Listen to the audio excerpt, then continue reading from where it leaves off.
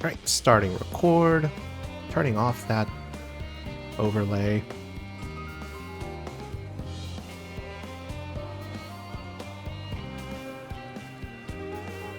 Making sure I remember to set my mic sensitivity back up. It's a little high. There we go. Would that be back down? Huh? Would that be back down? Yes, I thought it was low, but it was set to slightly higher for some reason. Yeah. Testing. Am I good? Am I good to go? Sounds like it. Sorry, I had to wait for the stream lag.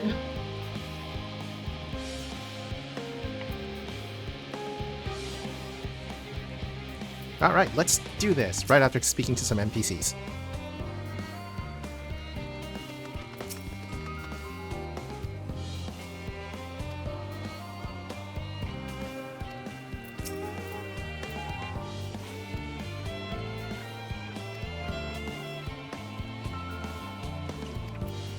I remember what I was oh-knowing about last time. Ah, yeah. Poor cooking. I was the one knowing. A tour of Labyrinthos. An unexpected yet prudent suggestion. Given the similarity betwixt its artificial environment and Bestaway's burrow, it would be in our best interest to have the Loperids acquaint themselves with those conditions deemed optimal by their Charlian collaborators. I fear, however, that continued reliance upon my limited knowledge would risk narrowing rather than broadening their perspectives. Perhaps thou art better suited to lead this venture. What a marvelous idea! Might we begin with that great big what's-it over there yonder? Ah yes, the what's-it. I shall leave its explanation to Green.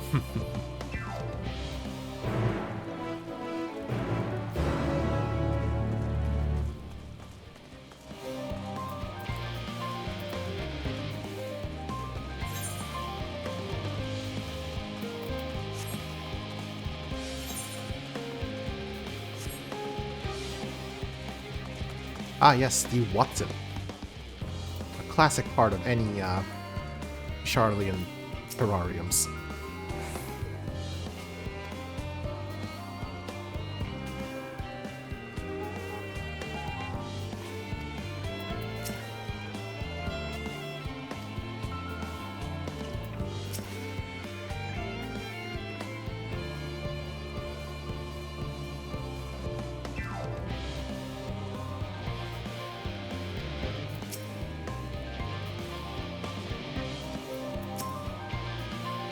Goodness me! To build something so large with our creation magics is positively stupendous! Perhaps you could direct our attention to its most important features? Yeah, sure. Search the apparatus for points of potential interest. You may move the camera as well as zoom in and out. Inspect the area with left click.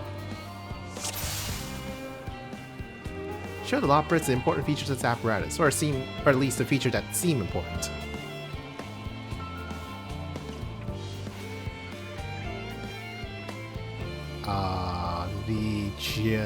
The tube with the wheels and gears. Is that water I hear from inside that great big tube? Must be because those cogs in a gigantic wheel at the top. Oh, I see. That's how they draw up the water. There's probably some sort of spiral-shaped mechanism inside it too. I think they use it to humidify the area. Tanks. I guess that's where all the water is stored. It's a little hard to see from here. Is that a golden pipe connected to the top of those tanks? I can see through that window another pipe at the bottom. Ah, this must be purifying water drawn up from below.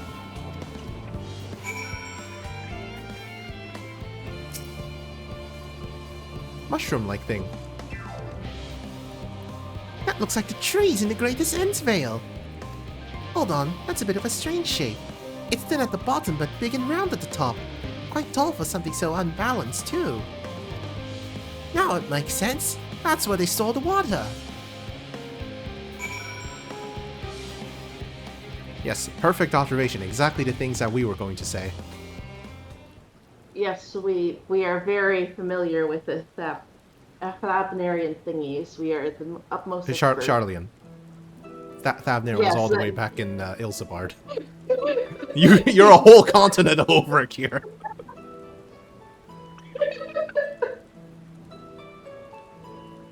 that just shows how much of an expert I am. Well, if I were to hazard a guess, water drawn from underground, presumably with some other mechanism, is purified here and stored in that water tower before being distributed elsewhere. I'm right, aren't I? I think I did hear something about it in one of the side quests.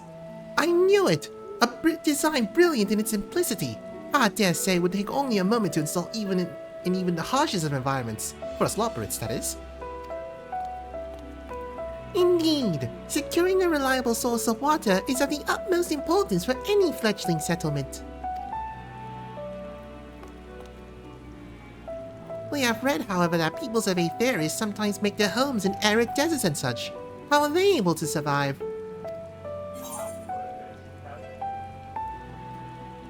I heard, what did he say in the background? Oh, I'm sorry. I thought my filters would be better. I don't know because I got headphones on. Oh, I thought he was talking to you. Never mind. No.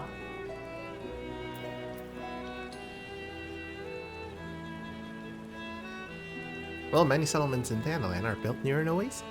Areas near waterfall are common sites for villages in Kiribania. Was it? Oh yeah, there are a lot of waterfalls in Kiribania, aren't they? I guess Thanalan is more Yes, desert there than... is. But I guess Thanalan is more desert than Kiribania, though. By far, yeah. I mean, they're both deserty, but Yeah. Like, one's more desert and one's more, like, bit of shrub mixed in. So wherever you choose to live, you're never far from water. Also, there's that one place of the whole salt lakes and the locks. I don't... That's not really very drinkable. nah. Oh dear. I worry we won't be able to procure the necessary amount. We can provide enough water to keep them from drying out completely, but it would appear they rely on it far more than we'd anticipated. A few adjustments may be in order, once we calculate the average rate of consumption per individual. Maybe it'll also be worth learning more about how exactly they attain their water in the first place. Master Alphinaud spoke of the machinery responsible for that feat during our journey through the Logisticon Alpha, did he not? Oh, that's where I heard it from. Mayhap the Loporrits will share his appreciation for the engineering marvel. Oh yes, that sounds absolutely splendid. We must journey beyond the sanctuary of the Charlian hamlet. I shall lead the way.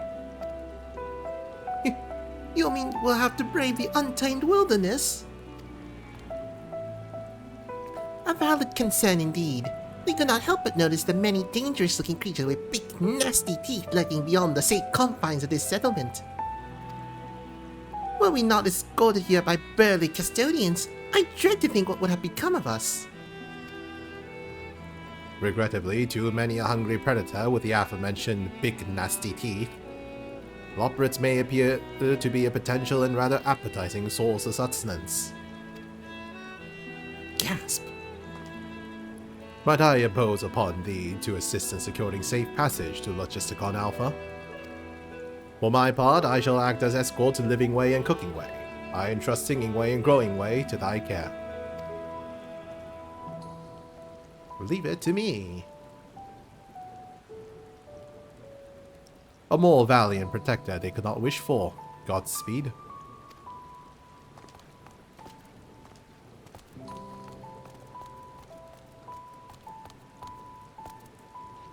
If it's all the same to you, I'd rather not be eaten by some horrid beastie. Come along, Growing Way. To the water extraction, what's it?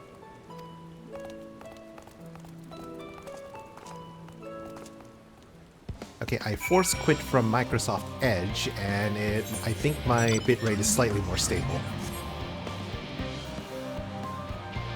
Jeez. So why was Edge running? I accidentally clicked on it. I think it's time to start nuking some shortcuts. Yes.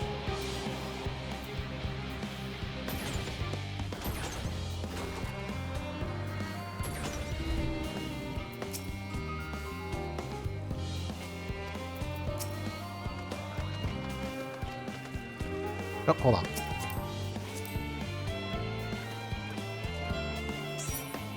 There you go. Now it should count for both of us. I kind of accidentally already did it, but Oh. it will in the future.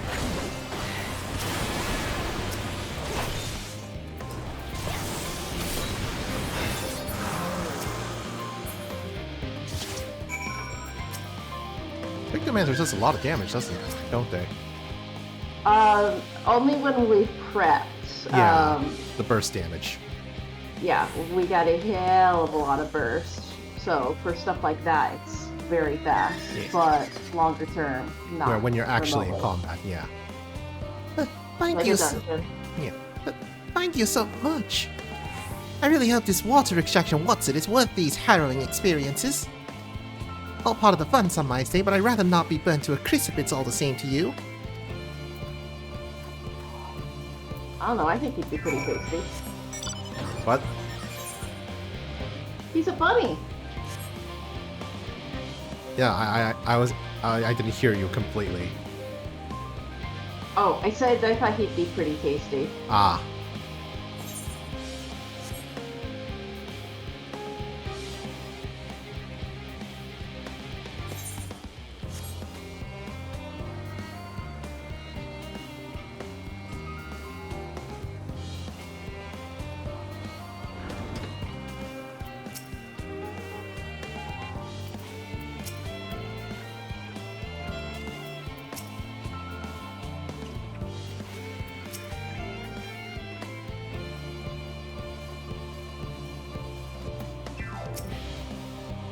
My friends, I bid you welcome to Logisticon Alpha.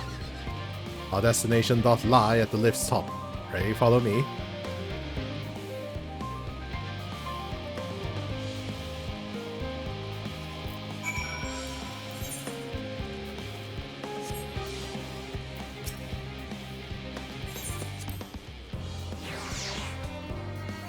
Elevator music not included. How dare they? What's the soundtrack without music? Look, at least they're not disguising it as a loading screen. Or disguising the loading screen as an elevator sequence. Well, I think Final Fantasy is old enough of a game that the patent to prevent games and loading screens was still active. Hmm.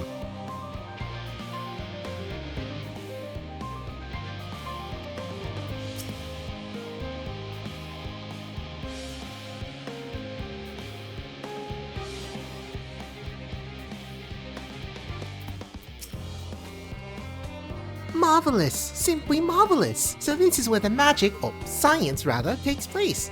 Perfect environment to sustain life artificially created. Knowledge we'll gain here will be essential when we start looking for new stars like your kind to inhabit. Apparently most of them don't even have air for you to breathe. You're very lucky that Aetherius just so happens to provide everything you need to thrive. What did mankind turn out the way they are because of the available resources, I wonder? Either way, it's nothing short of miraculous. I cannot wait to see more of it.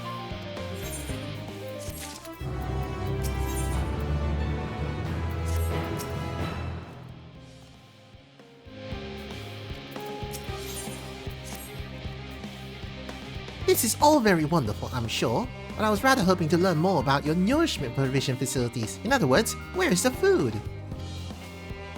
I believe both the knowledge and consumables you seek may be found at Merial Agronomics. As I imagine Singing Way and the others intend to study every conceivable facet of this apparatus, wouldst thou be so kind as to escort our visiting culinarian? Yes, that sounds much more interesting. Hopefully I'll be able to see firsthand some of the delicacy Urianger was telling me about. Even his incredibly vivid, if not a bit too verbose, descriptions cannot compare to sampling them myself. Not to mention Aetherius will soon be no more, so I must learn all I can while there is still time. Let us brook no further delay.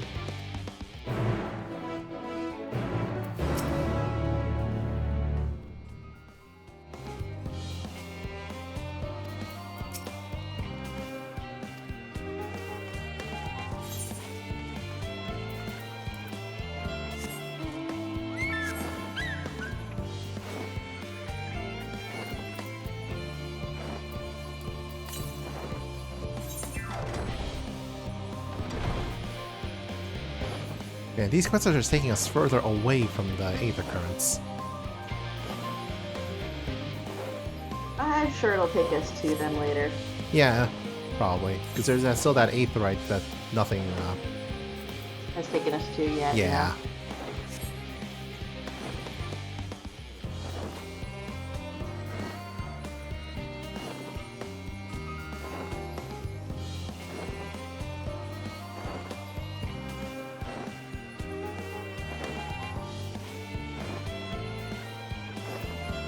Oops, I went past it.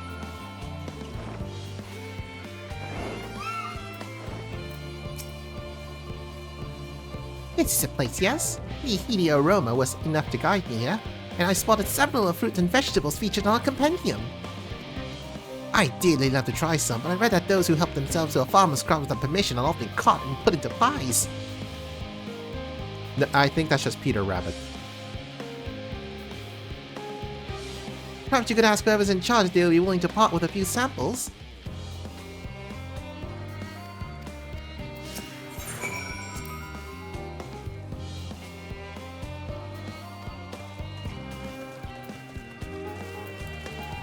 I was about to tell you to talk to the bunny again.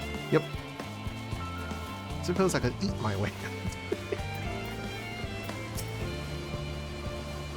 out. What a fine mess this is.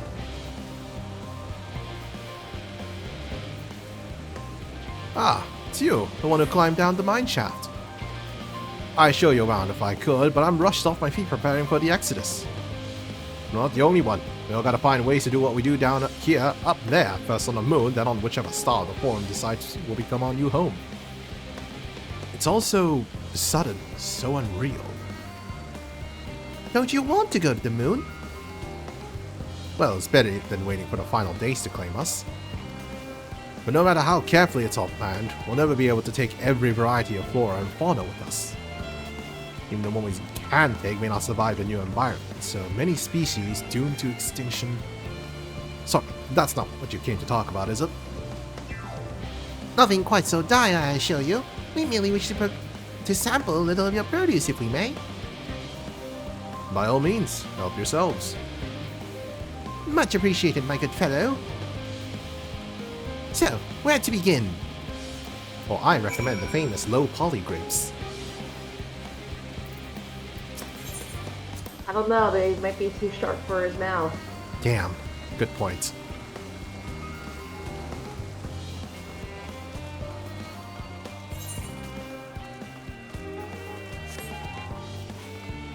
Now we are heading over there.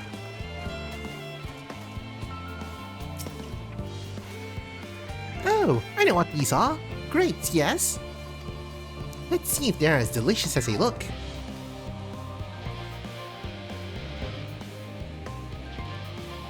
So sweet, so sour. The taste is much like a ripe philosopher's carrot, yet the texture is entirely different. Let's not talk about the texture on them. The contrast between the outer skin and the fruit within is most peculiar, though far from unpleasant. Yes, I think I'll try another.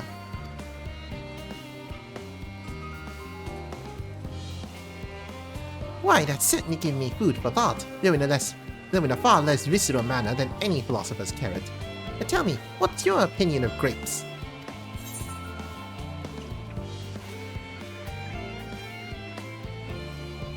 Meh. Meh? Expression of indifference, I assume. In all fairness, our companion did note they are valued more as an ingredient for spirituous beverages rather than fruit for regular consumption. Anyway, that's enough about grapes for the time being. On to the next treat.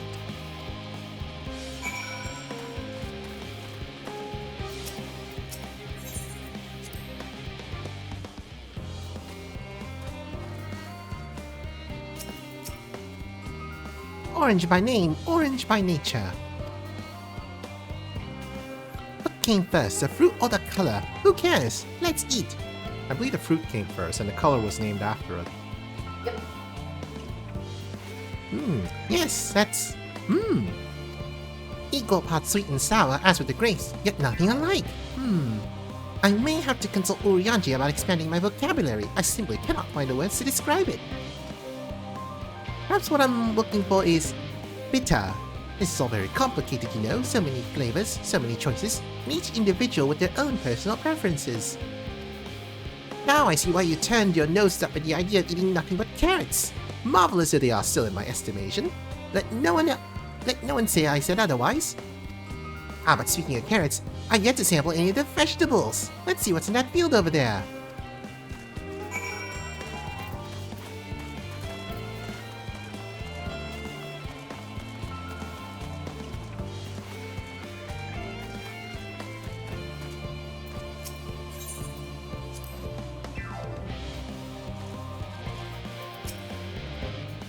At color, at texture. Are these some sort of enormous round carrots? They're pumpkins, my good fellow. No. In any case, proper nomenclature is less concerned than the taste.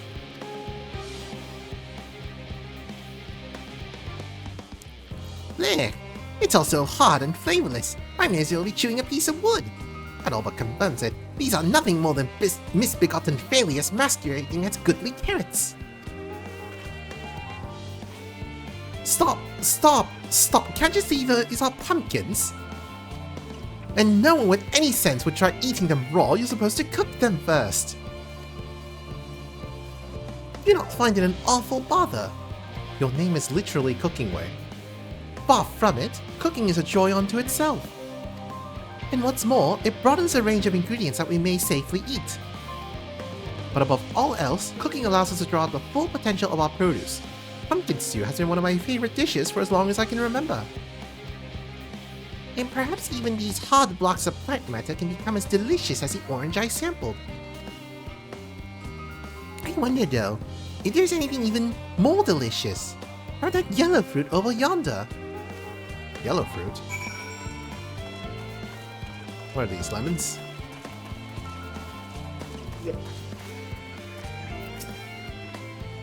What a wondrous fragrance! With luck it'll have a flavor to match. As I have no idea how these are eaten, I'll just bite into it. Oh no. Ugh. My tongue! This is poison.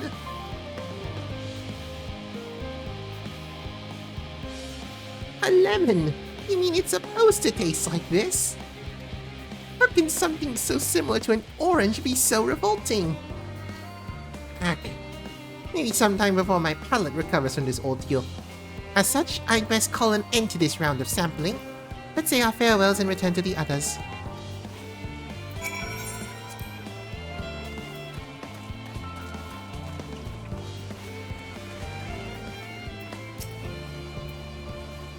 Finish, have you? Trust you found something to your liking.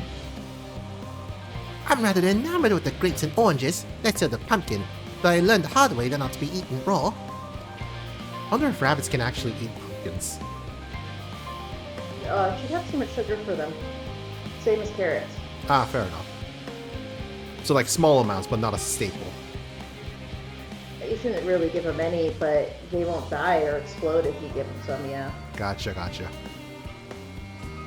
And there was the lemon, the deceiver. I still feel so violated. First time, was it? I'd hate for you to leave with a bad taste in your mouth, in more ways than one. So I'll give you this lemon muffin I baked. If this doesn't change your opinion, nothing will. More lemon? Have I not suffered enough? Nevertheless, it would be remiss of me to spend this opportunity to... Oof, bit of sick came up here. To learn more of your inscrutable ways. Very well, lemon muffin. Do your worst.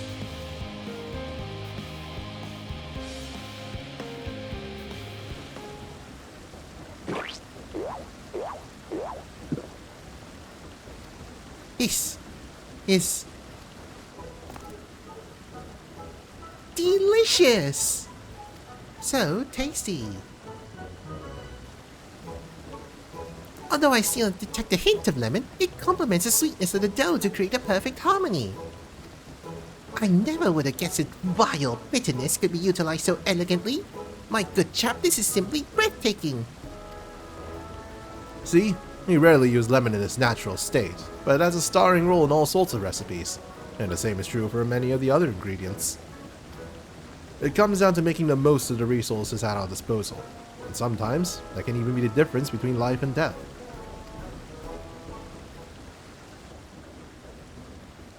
I know we won't be able to take every species with us, know that the Forum agonize over what was worth preserving, and what will be consigned to history.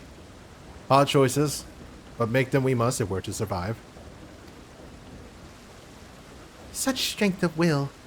Now I know what Heidelin sees in your kind.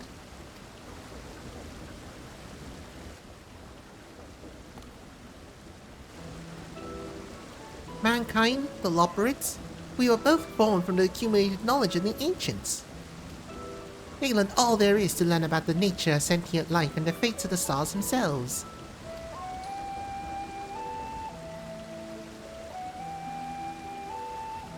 Once a civilization has fulfilled the basic requirements for survival, it will inevitably seek to eliminate all forms of negativity and achieve perfection. And therein lies its folly, and its downfall. For perfection is an unattainable ideal. 'Tis a paradox of the immaculate carrot. Yet civilizations since time immemorial have deemed the pursuit of perfection as progress.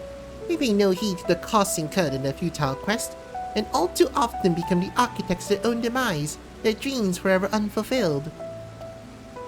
What then is the alternative? The answer lies in knowing that our existence can never be perfect, to be content with what we have and make the most of it.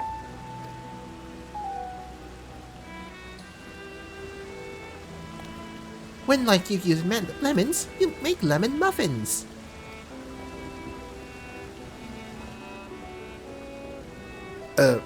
Pardon my Eolzian, but what in the Seven Hills are you about, and who are you anyway? The cooking way, at your service. I'm here to help prepare for the trip to the moon. And once you get there, you'll be able to try my carrots. I've been growing all different kinds. But don't worry, there'll be room for your crops too. We'll work together to preserve as many of Aetherus' species as possible, if you're up to the challenge. Yes, of course. I look forward to it. Well, this has all been highly productive. Probably.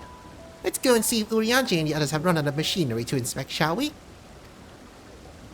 I didn't expect to get a profound philosophy lesson from a rabbit today.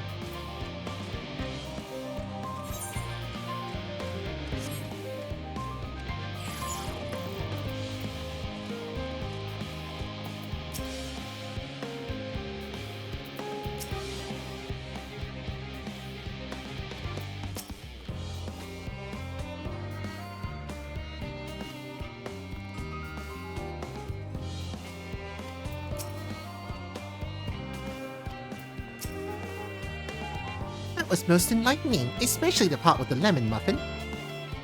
Actually, I was wondering, do you know of any other places famed for their cuisine?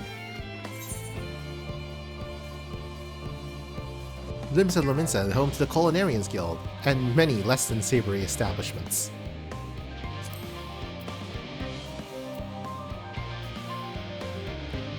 One that I had the time to visit. The more I learn of Aetherus, the more I wish we could spare it from the final days. Alas, Heidelin's orders are to flee, not to resist. If only there was some other way.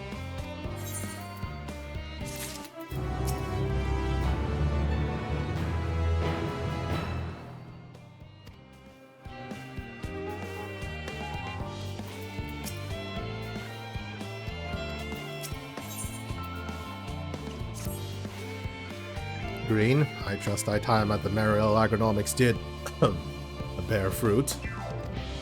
Our own efforts, too, were rewarded. We now possess an embarrassment of educational riches. No doubt our guests' relentless pursuit of knowledge could occupy them, and us for a fortnight. Alas, time is of the essence. Let us return to the Charlian hamlet forthwith. I shall gladly attend to each and every loperet there, should further questions within my power to answer arise.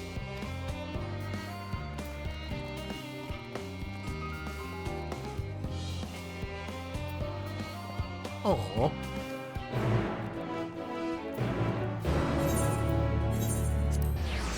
Thank you for the teleport. Of course.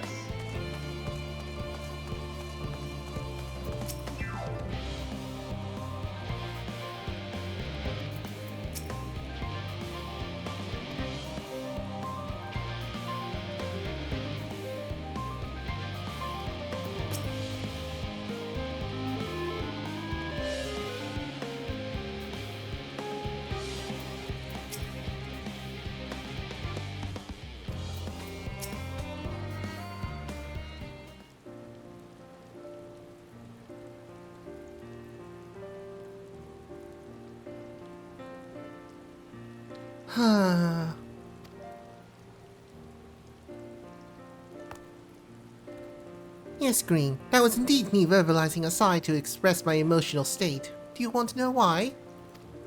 Because I saw the reconstructed environmental data for Aetheris at Logisticon Alpha, that's why. A forest so lovely and so leafy. Are all your forests like that?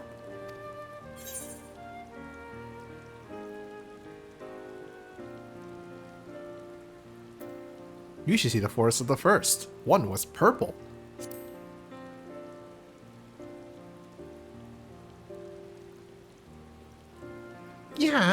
Gasp, I say. With a star so wonderful, it comes to no surprise that you're reluctant to leave it behind. I was a fool to think otherwise, to assume that the moon was something worth being proud of. How ridiculous we must seem to you, trying so hard yet achieving so little.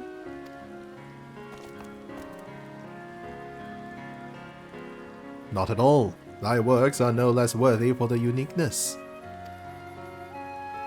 I thought I heard tiny voices. It's Thancred.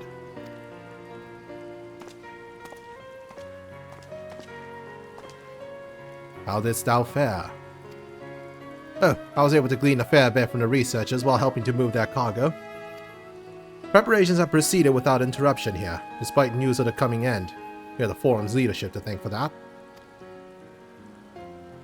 That doesn't mean people aren't worried, though. Quite the opposite. Knowing disaster could strike at any moment, they hurry to complete their work, equally aware that a single error could be the difference between life and death. We can hardly tell them there's no cause for concern.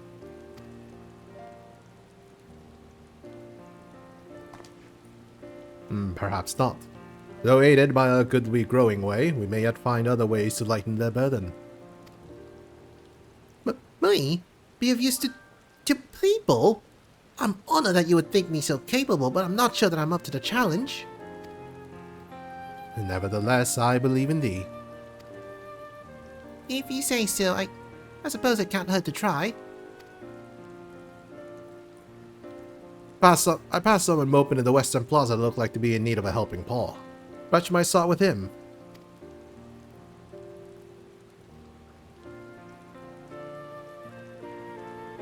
Is as good as a place as any. Come.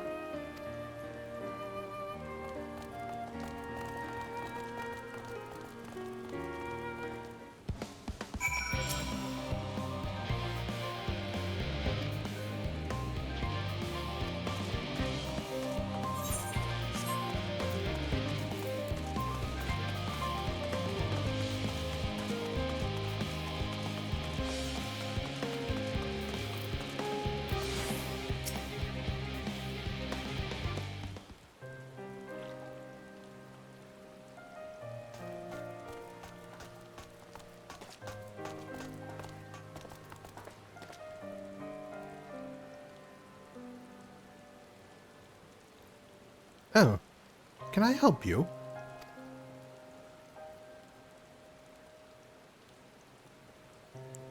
it is you would help me. Is my anxiety truly so obvious? A burden shared is a burden eased. Ray, tell us of thy troubles. Those little fellows do look like good listeners. I'm an engineer, you see, and what they say of the ship. That's the sum of decades of Charlatan ingenuity that's built with peerless, elegant technology is all true, but I know that none of that's a guarantee. We never before launched a starfaring vessel, let alone flown it in the great expanse. All the tests we've run have been on the ground. Only operational personnel and cargo will be aboard for this voyage, but even so, if it fails us then, what can we do? And if it doesn't, it could fall apart on the next flight, or the one after that. We've done everything we can to prevent that from happening, but it hardly matters. We thought the Aether Burner's design was flawless too, and look how that turned out. Thou art familiar with these most daunting technologies, and thus dost thou hold the power to allay his fears. Oh, I'm not sure about that, but, well... Maybe you could tell me if there are any aspects of the ship's design that you're especially worried about? Our ability to walk about and perform our tasks, for one. I devised a means by which to employ gravity, a spatio-temporal spell, to regulate the environment. But what if it's not strong enough? What if everyone floats away and begins crashing into things as soon as we left the star? Ah, gravitation. Maybe I can be of help after all. Up there is not so different from down here, you see. The same rules apply, and if you consider them as part of the one great big cosmos rather than separate places.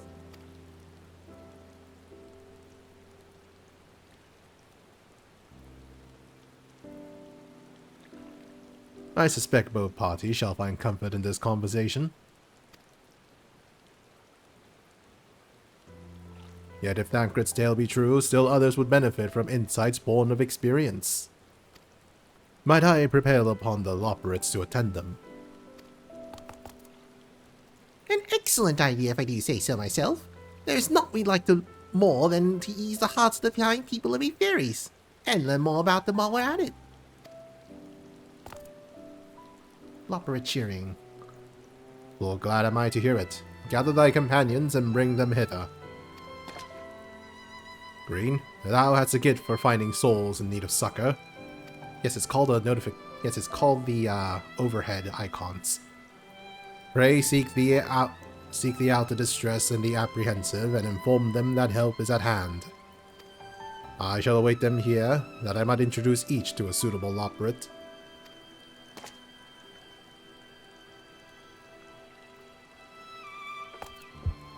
Oh, I do so look forward to that. A place for every Loperate and every Loperate in their place.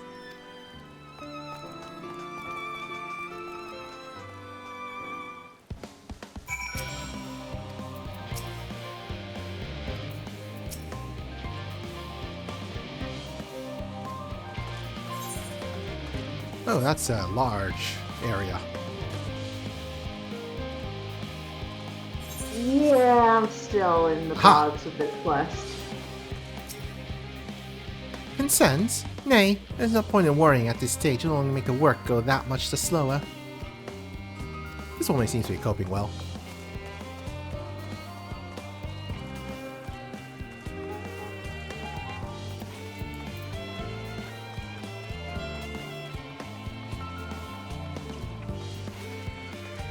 Distracted researcher. 56 bunches of weeds on the ground, 56 bunches of weeds. Rip one out, add to the amount, 55 bunches of weed on the... Hey, I'm not neglecting my duties, I swear. I'm sorry? I didn't know this was a dispensary. Ah.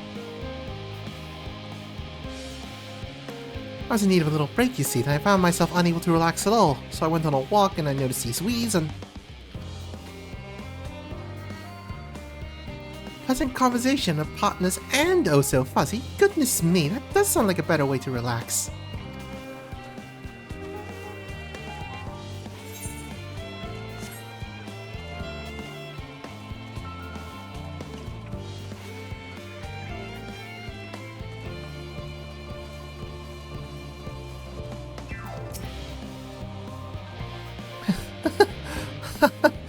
end of the world is not yet, the work goes no faster.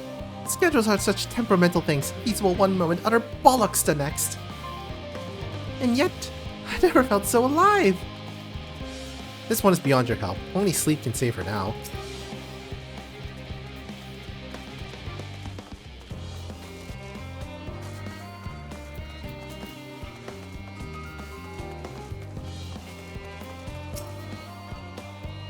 What am I thinking about? The medical facilities on the ship, of course. I designed them with the assistance of our sage and chirurgeons, but to imagine every illness or injury that one might face in the great expanse is beyond any of us. To say nothing of the effects that living out there indefinitely might have on the body. The crew from the moon! Why did I not think of that?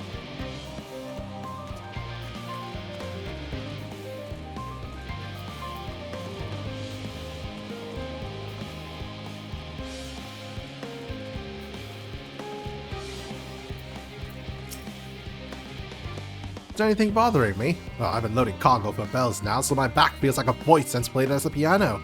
Feet and knees, drums and cymbals too. Venus seems fine, he's just in need of a break.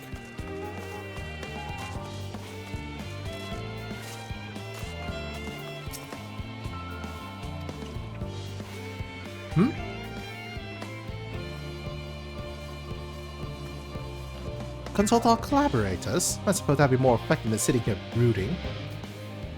I'm attempting to calculate how much cargo we can consolidate into fewer trips should the Aether burner make our original estimates unfeasible. But there are simply too many variables. I feel as if my brow will turn inside out. But perhaps our lunar associate will have more insight into how much weight constitutes too much weight for our purposes. Thank you for letting me know.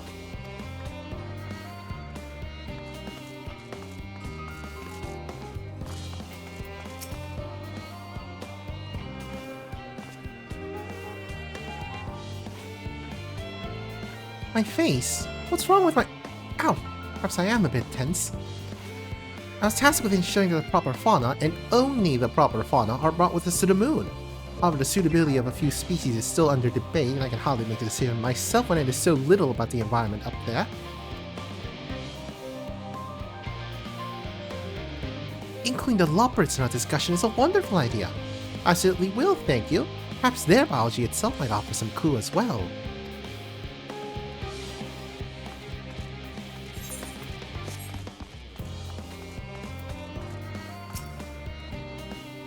You! Yes, you idiot! Have you seen an envelope lying about?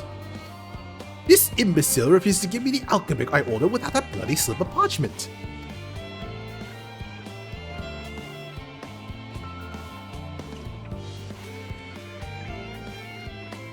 Unless your friends have a spell to make me remember where I dropped my damned envelope, I doubt they'll be more help than you. And you wasted enough of my time already. It would be unfortunate for all involved to inflict this man upon the Lockbrits.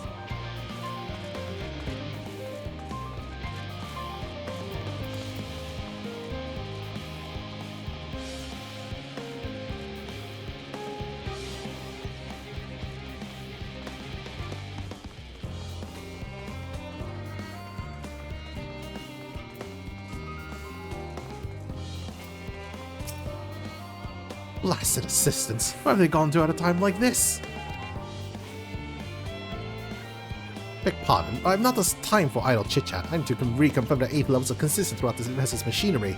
Seems I shall have to do so single-handedly. I swear when I find those assistants of mine. The Lockbrits are willing to help. Oh, why didn't you say so? At least they were motivated about how they checked 24 times already and haven't slept in weeks, lazy sods.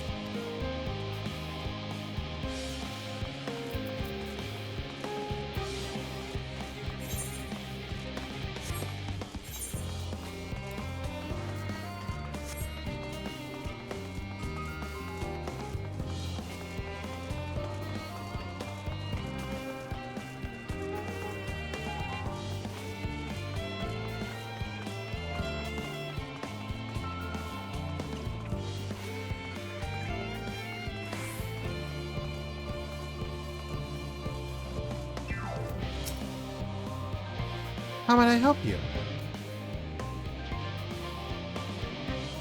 My, what a lovely idea! I too noticed people becoming rather tense, so I rushed out to pluck some fresh and fragrant tea leaves. Now I need only track down 100 or so cups.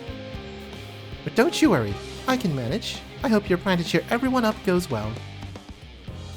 This woman is doing better than you are.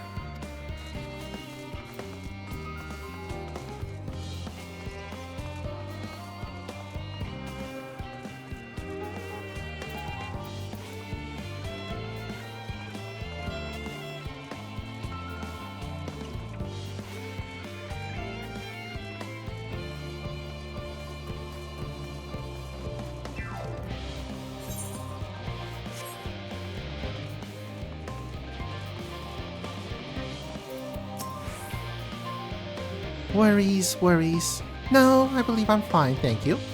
I've been confiding in my colleagues and it's helped a lot. Can't recommend it enough. This researcher already has the support she needs.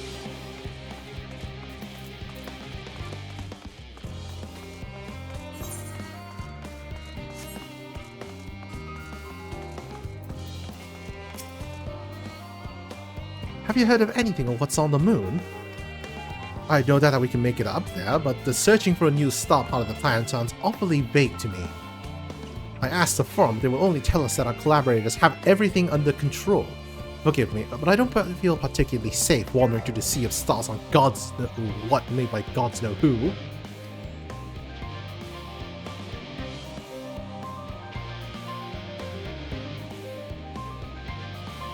You mean to say I can speak to them directly?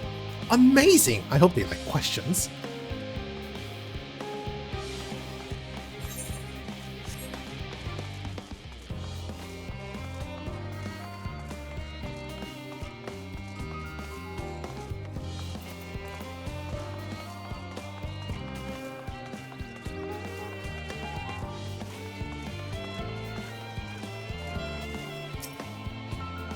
Just leave me to my misery before I'm gonna appoint someone else. I apologize. I simply don't know what to do. How am I supposed to pilot the Ark if I'm already falling apart under the pressure? You know, a starship pilot I might speak with. Truly. Well, then there's no time to waste. They can help me prepare for this monumental task.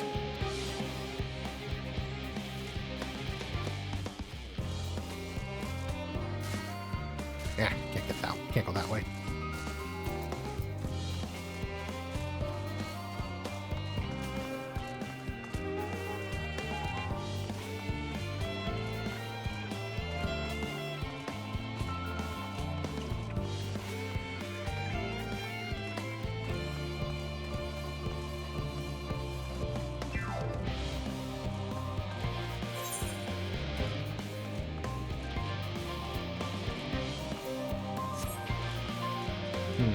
I might be missing a person.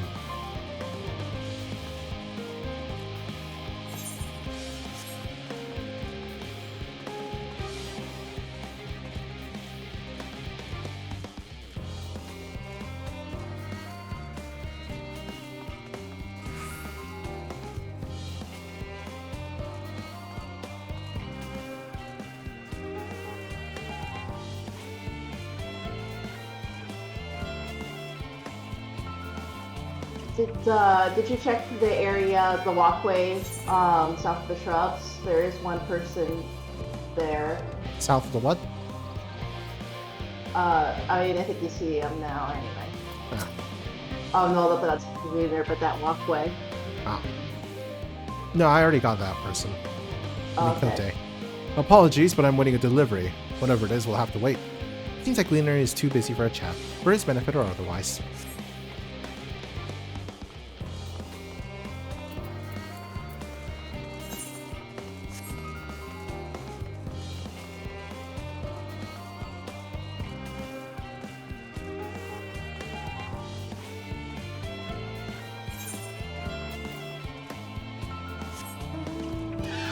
Oh, this guy.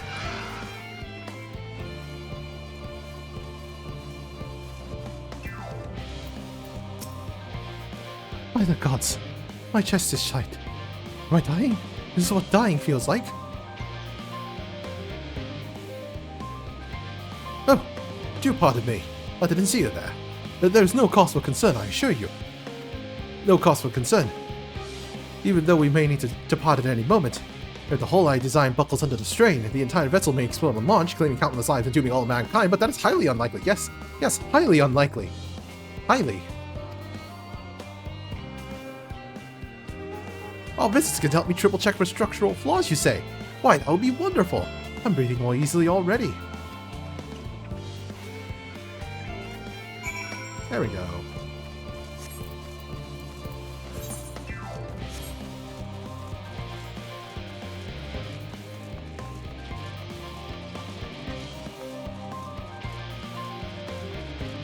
Yay, all the people.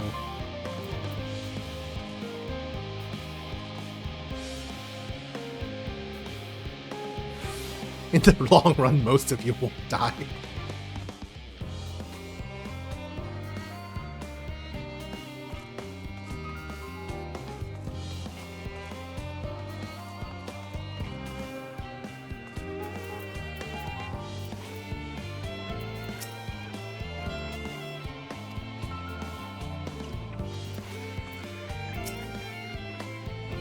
Behold, Green.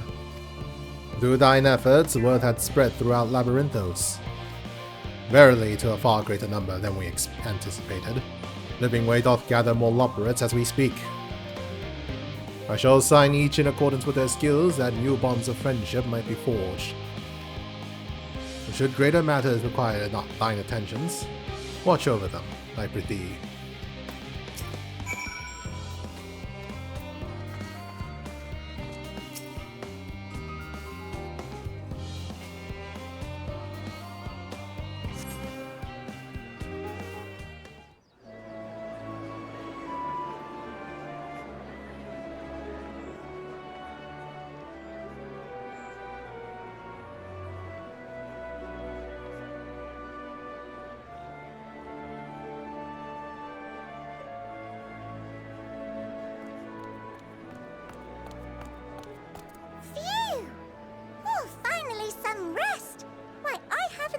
So much in, well, in forever.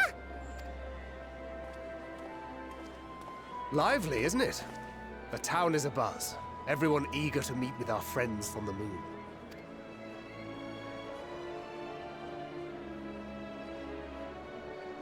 'Twould behoove you to consult with Sleeping Way. As our moon's pilot, his advice should be most pertinent. I'm impressed. Truth be told, I struggle to tell one from another. No offense intended, of course. None taken. After you and your friends left Mare Elementorum, we spent no small amount of time with your Urianger. Oh, the conversations we had. He told us all about Atheris, answered our every question, no matter how trifling or trivial. Look! Every page filled to the margins with knowledge. When I first arrived, I was struck by how little I knew. It was daunting. But then I realized that were it not for Urianger and his teachings, we'd still be stuck on the moon, gazing at your world and wondering what we've been missing.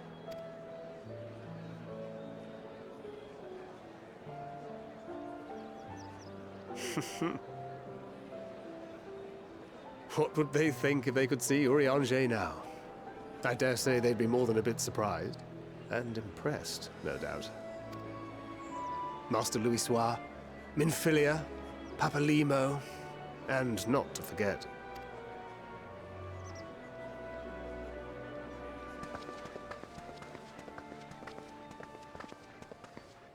Oh there. Heard there was a visiting expert who we might bother with a few questions. I take it you'd be the one.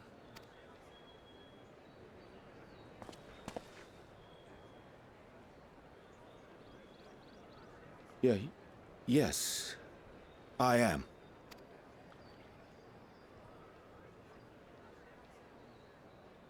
Wilson and Blovida, Sharlayan's foremost researchers in the field of teleportation magic, and Moonbreeder's parents.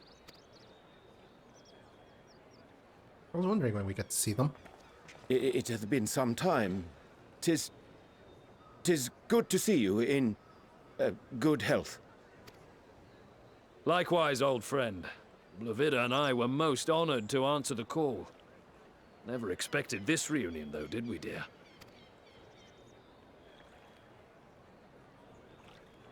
I'll say, the nerve. Sending that letter, then running off to the gods know where.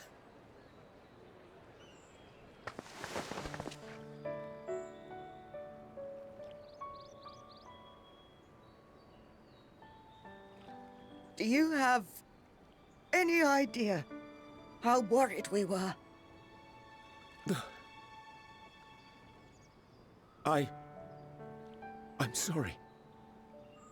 'Twas remiss of me not to deliver the news in person. No, more than that. 'Twas I who... Our daughter was disillusioned after Master Louisoix left her behind. The day the Scions called upon her was the happiest I'd seen her in years. She made her every choice of her own free will. No one could have ever forced her to do otherwise. Don't blame yourself for her death. Celebrate her life. You know that's what she'd want. If there is one thing we resent you for, it was that we could not be there to mourn her with you. Reading the words you penned in that shaky hand, we must have cried as much for you as we did for her.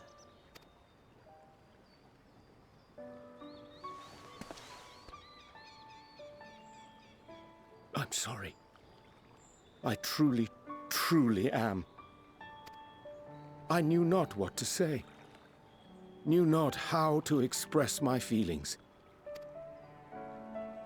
The poems and platitudes of wiser men, musings on sadness and loss, studied and memorized, and meaningless in the moment.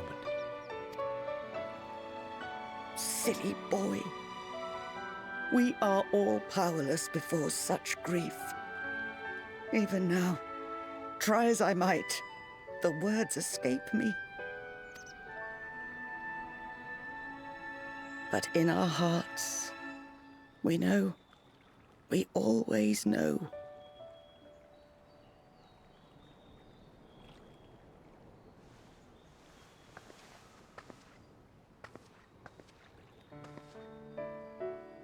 I remember when you were young, how the lads teased you for choosing the company of books over others. Our moon didn't take kindly to that.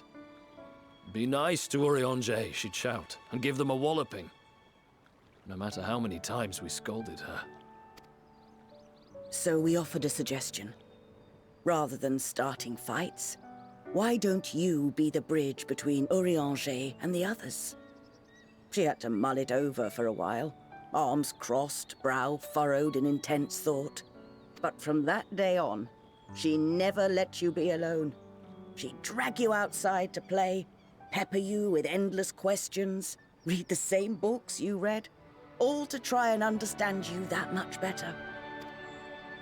I'm sure it was annoying and exhausting at the time, but she only ever had the best of intentions. And look at you now, at the center of the crowd. The reason there even is a crowd, having brought these people together. You've no idea how proud we are. To see the boy, our daughter, trusted and believed in more than anyone, grow into the man she always knew he could be. I can see her in you, too. Feel her. She walks with you wheresoever you go. So thank you, Urianger, for being who you are.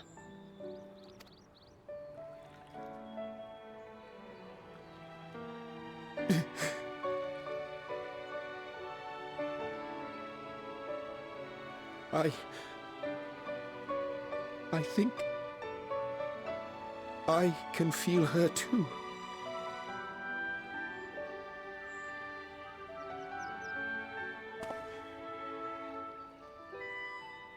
The truth of her life. Not sorrow, but hope. and love.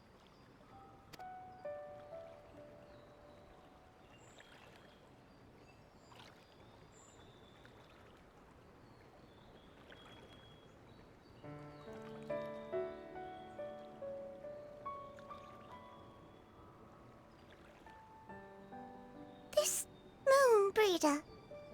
She was important to him, wasn't she? You could ask the man himself.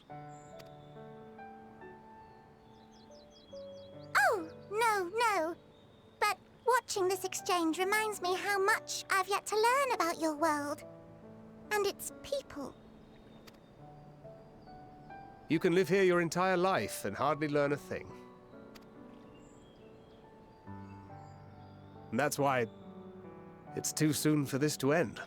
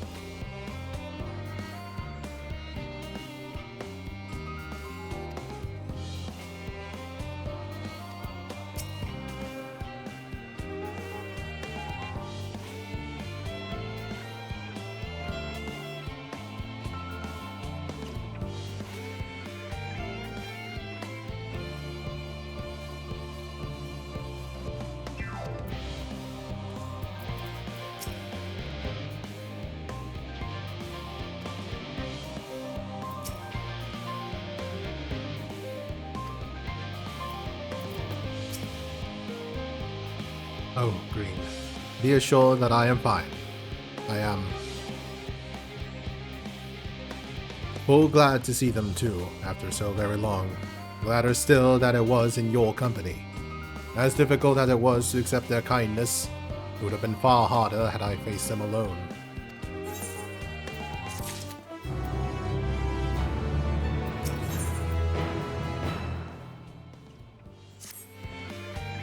Ahem. Now ask my gratitude for lending courage to the Loporits. Not disposed to rest on their laurels, several of our guests have elected to accompany my countrymen to their stations. Some few may still come hither seeking counsel, and so I shall remain to aid them as need be. If thou art needed elsewhere, do not let me detain thee. As a matter of fact, I was hoping you might check on Alice.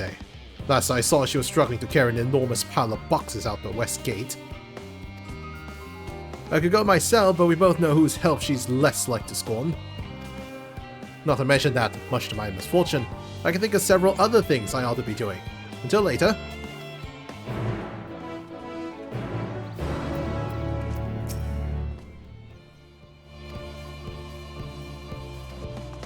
Oh boy, more feature quests to unlock Aetheryte currents. Yup. And one of those feature quests unlocks a quest line. Oh no. Well, I'll have to do them after today's stream then. And I just cleaned up the map after last stream we had. Haha. Eh.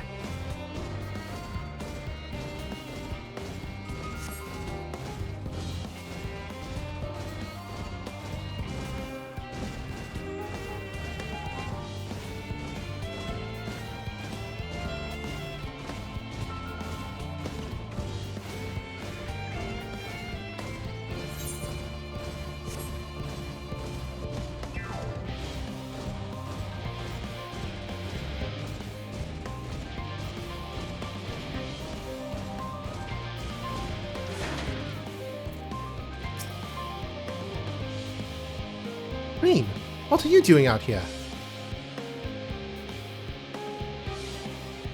No, I don't mind if you help with the boxes, but it's far from the most exciting of tasks, are you sure? Huh, I appreciate the assistance. We need to get these to Aporia. time is short, of course, but they're full of organic specimens and samples, so try not to be too rough with them. Alfina should be waiting for us when we arrive. I'll see you there. Deliver the crate of samples to Alfinode. You'll have 3 minutes to complete the task. Now, what does this say? Basically, just move the food section. No, it says something within.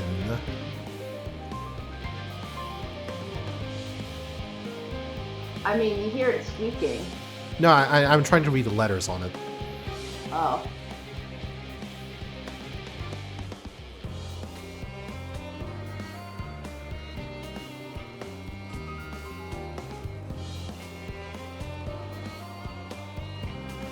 Hazard. It says hazard within. What sort of hazard can be squealing?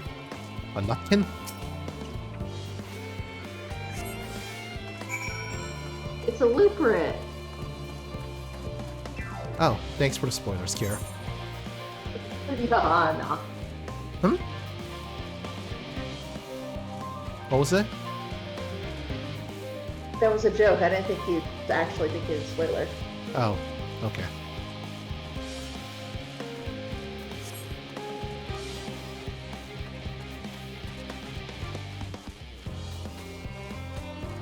Besides, looperats don't squeak, they sing. Fair enough.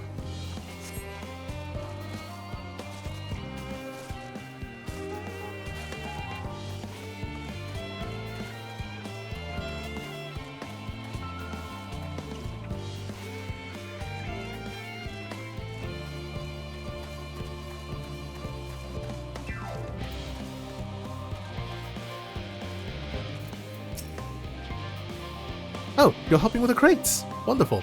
You can put that there with the others.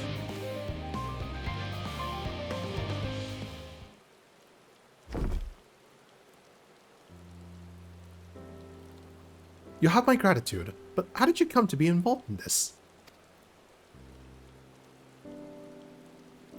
Then I suppose I have Thancred to thank as well.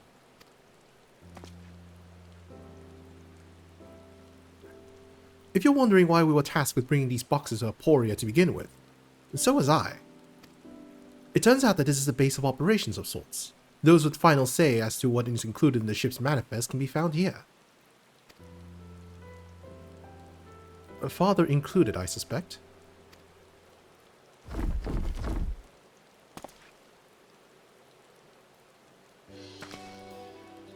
That should be everything.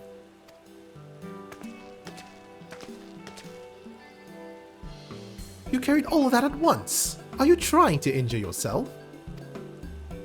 Oh hush, they're lighter than they look. And not everyone has your delicate arms. I suppose we should let someone know that we finished. Theopollin is in the courtyard. We can report to him. Why don't you come along? You should get credit for your assistance at least. Considering where we are, we might learn something interesting.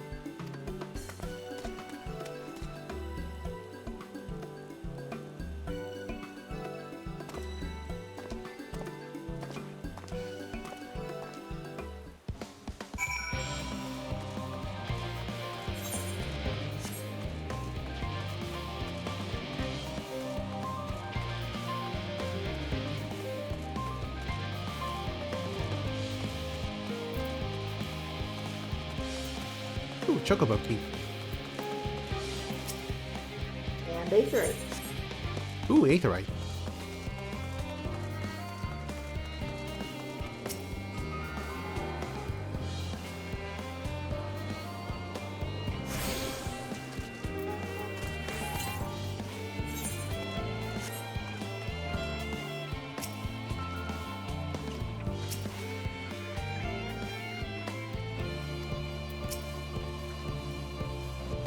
It never ends, does it? What can I do for you? We brought samples from the Charlian Hamlet, Series 110? The crates are by the entrance. Ah, thank you. I'd instructed one of my colleagues, but we are dreadfully short-handed. Just a moment. You're Fortunaut's children, are you not? Alfinode and Alice are at your service. You're well acquainted with father, I take it? Quite. I've been friends with your parents since our days at the studium. I remember when you were yay high waddling hither and thither. But clearly it's been quite some time since we met. Good to see you again, within your father's knowledge, no less. You knew our parents when they were young. What were they like? Pray, spare no detail. I should like nothing more than to regale you. Alas, I am meant to be in charge here, and reams of paperwork want for submission. We can help with that, in exchange for the sort of stories our parents would never willingly divulge, of course. Very well then. There happen to be 3 sets of documents needed delivery. How about you each take one?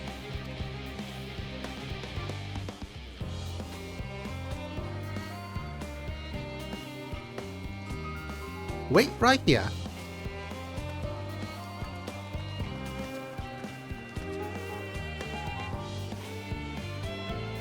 The lengths Alice will go to get blackmail material.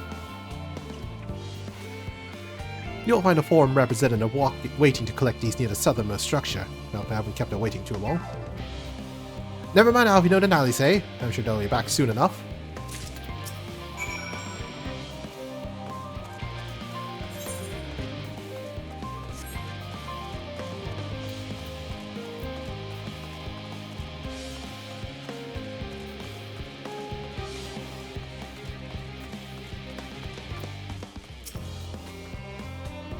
Are you not one of the scions of 7th Dawn? I thought you were meant to be working on the 8th burner.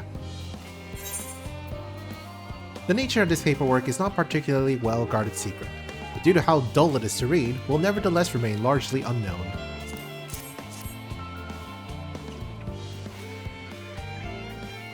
Theopoldin's paperwork! I was beginning to worry he had misplaced his quill. I appreciate your help in seeing these documents in my hands at last. As for your other task, pray keep this between us, but I sincerely hope you scions succeed. The Exodus is, without a doubt, the most monumental undertaking in the history of the Forum, so we must be circumspect in all respects. Risk is a privilege we cannot afford ourselves. At its heart, however, Charlian has never been a nation to be curious. It would be a tragedy indeed if we were the ones to stymie our... Stymie your pursuit of truth. Yeah, stymie.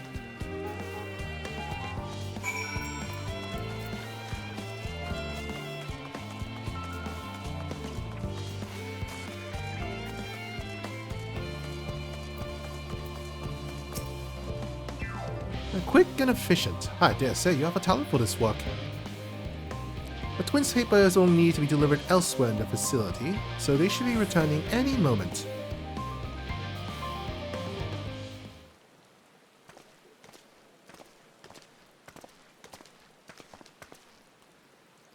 We return, and with not a scrap of paperwork remaining on our persons, you will note. You both have my thanks, and my apologies for sending you on an errand far below your ambitions. Why, even as a babe, you struggled out of your swaddling clothes and... That is quite enough of that, thank you. It was compromising stories of our parents we'd like to hear, to reiterate.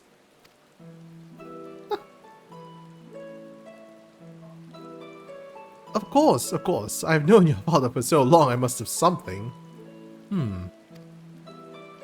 Well, as you know, part of why the Leveilleur name garners such respect in Charlion is your family's storied history. You two can trace your ancestry directly to those who came aboard Nunkref's Hope, a lineage few can claim. I never thought of much of it myself.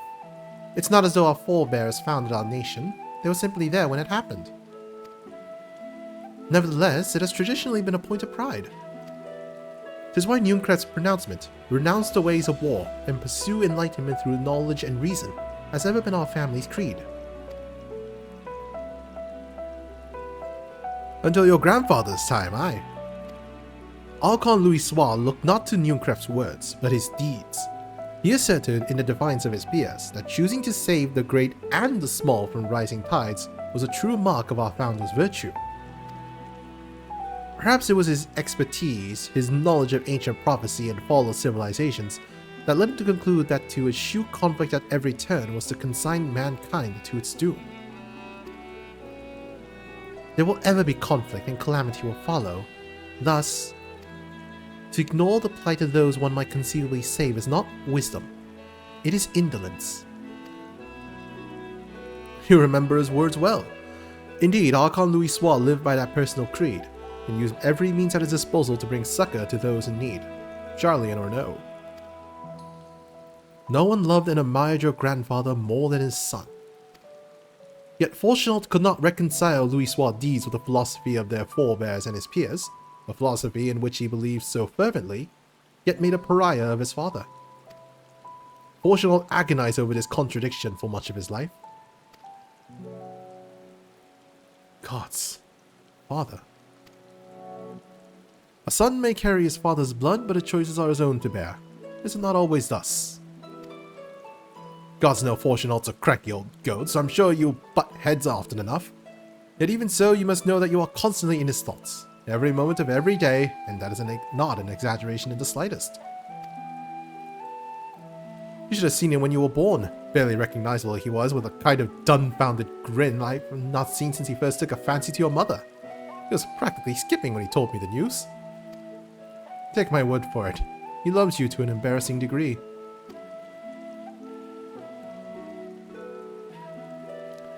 But he is also frustratingly single-minded. Once he decided that a given action is for the best, he will stay the course no matter who or what opposes him.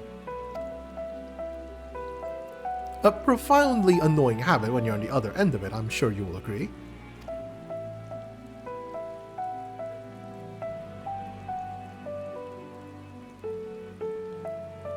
I'll say. Thank you for your insight. When we next meet our parents, I shall mention that we spoke. Try not to get me into too much trouble now. I need the forum on my side. Speaking of which, I ought to be getting back to work. I have to make sure that those specimens you brought make it to their proper places, or the cranky old goat will have my hide. We can speak again later.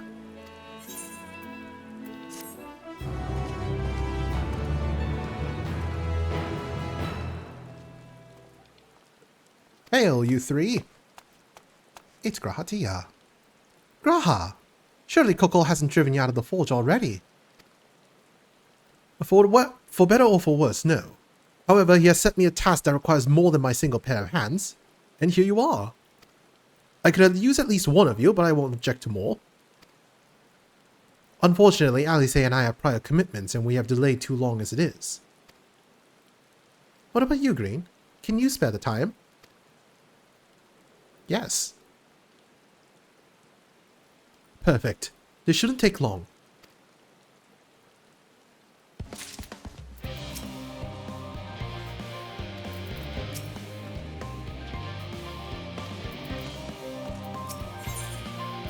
An unspecified task awaits you.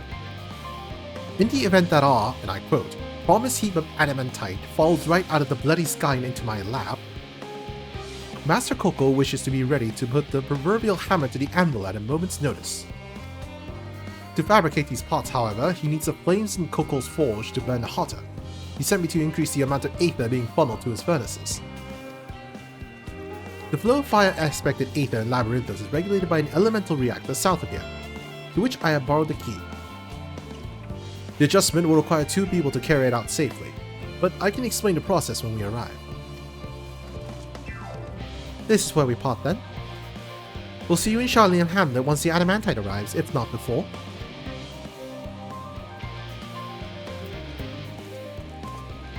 This way then.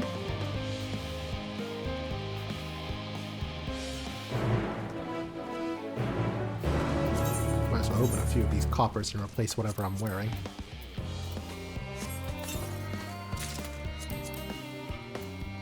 Sorry, what were you saying about wearing? I said I might as well open some of these coffers and replace what I'm wearing. Ah, okay. I heard coppers, and I'm like, what?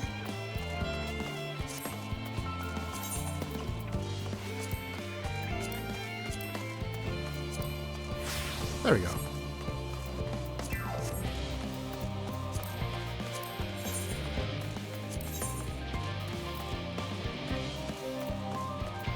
Maybe I can't save this out here. Oh no, it's already saved. Never mind.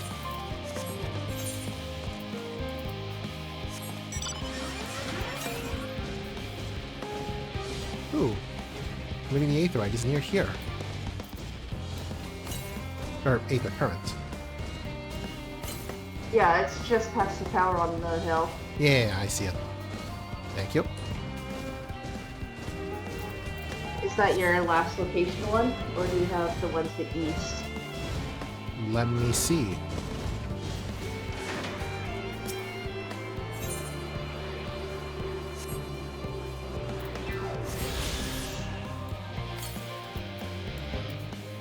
East. 421 yalms. Should be like 2 or 3 quadrants over, and basically the same spot in that quadrant. Yeah, I'm sure we'll come across it. Your actor is housed within this facility. I'll be the one to go inside and justify our ether output. When I do, a rather large amount of water-aspected ether will issue from the vent at the top. I expect it to extract at least a few elementals, which we would both rather not be drawn to the reactor itself. Trust me. Can I ask that you put down any that draw too near? They'll pose you a little trouble, I'm sure.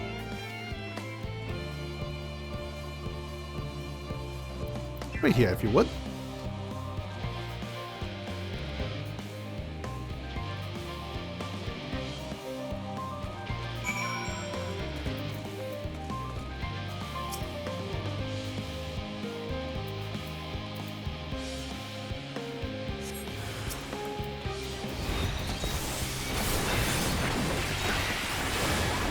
Alright, do you also need to kill a Kier, or if you already done it? Oh, yeah, sorry, I was looking away for a moment. My bad. You're fine. Oh, there's more.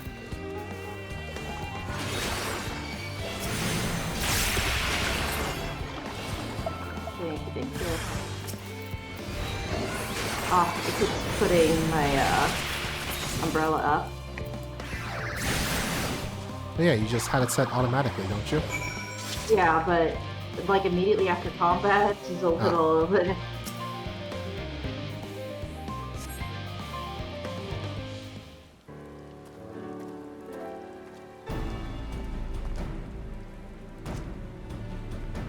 everything go smoothly out here? Yep, just a few water elementals. I thought as much. No major complications to speak of inside either. And the water ether appears to be venting properly. I expect Kokol will have seen a difference in his forge flame by the time I return.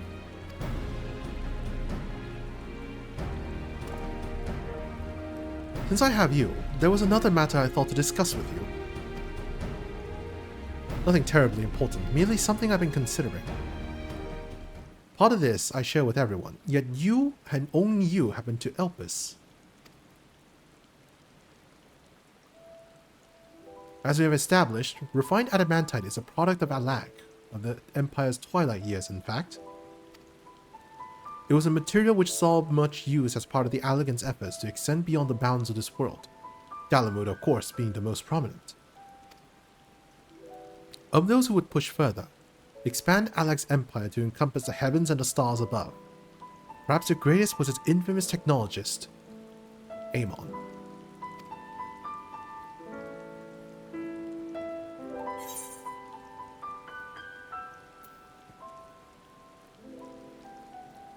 Did he remember his life as Hermes?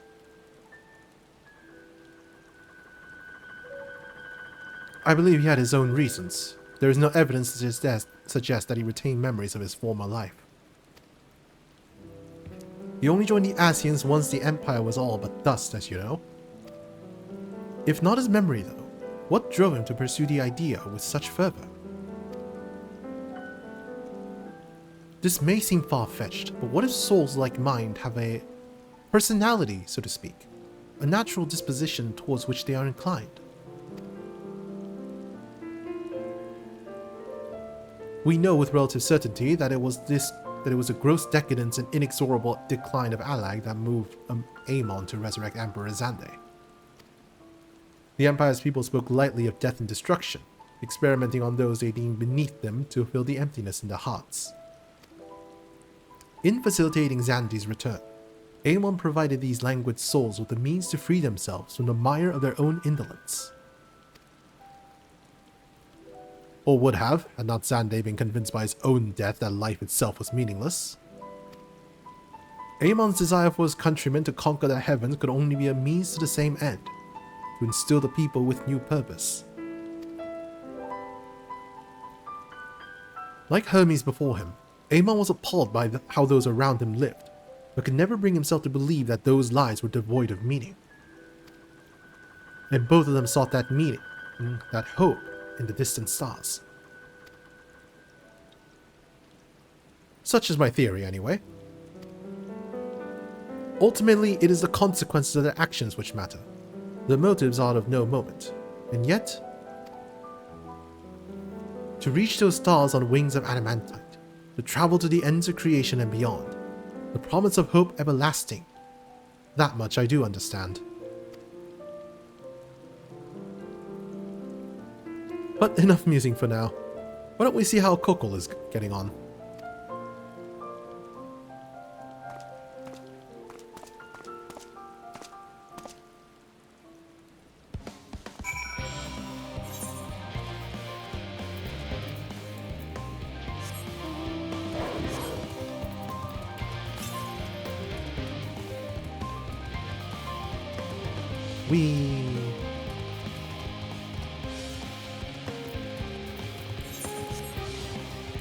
Yeah, it's a current.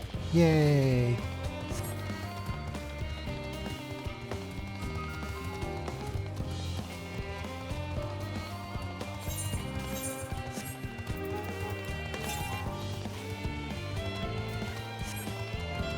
Thank you for the teleport. Of course.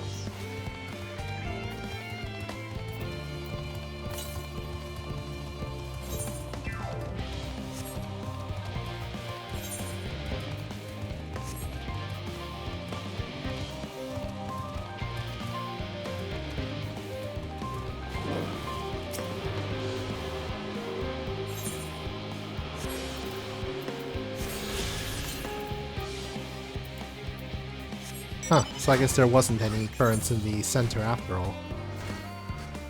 Nope, which I'm surprised about, but doesn't. I don't mind.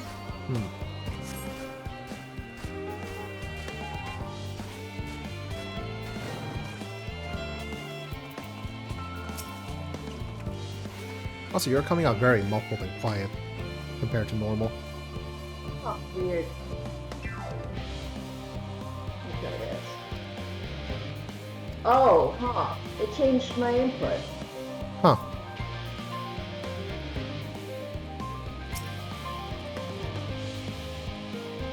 Phew. I can feel those flames are blazing from here. Glad you found someone capable, Graha. There's not much left for you lot to do. Unless you can conjure up that refined adamantite any faster.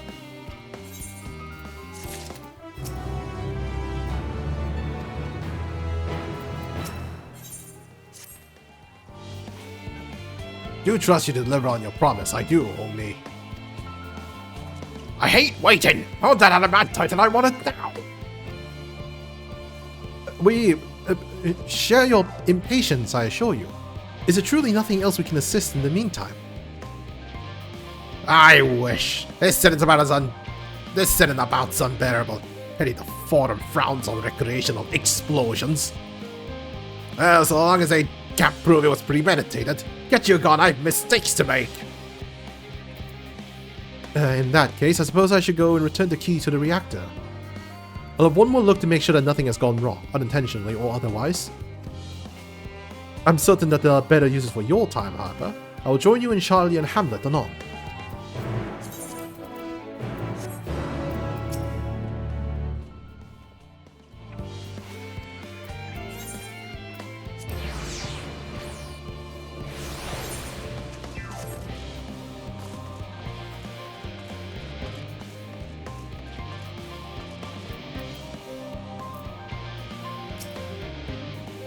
You may hear your companions are bound to turn up sooner or later.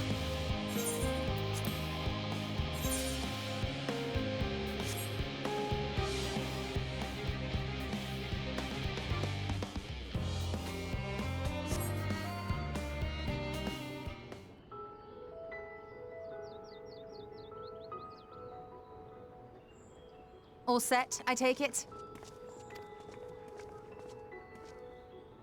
We finished what we could. Delivered supplies, tracked down escaped animals. Trivial tasks as they may be.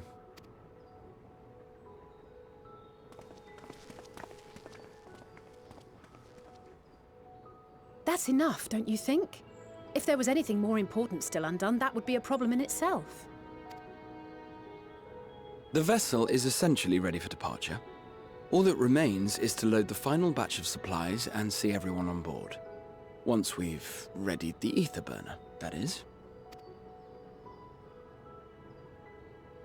Ah, had a feeling we might find you all here. Our consultations with the Loperites, too, have run their course.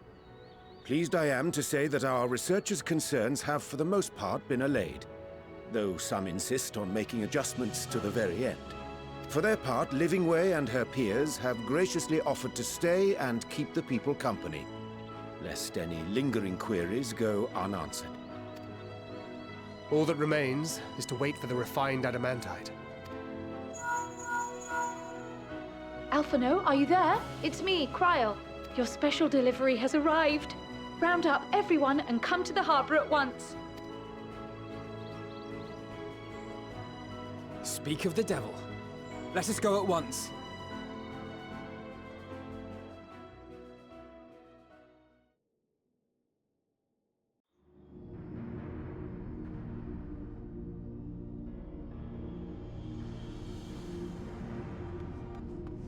Forgive the intrusion, Master Fortuner.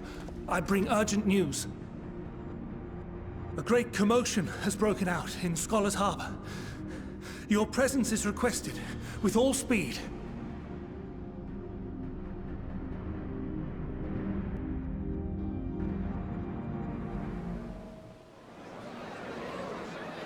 Now, where might this delivery be?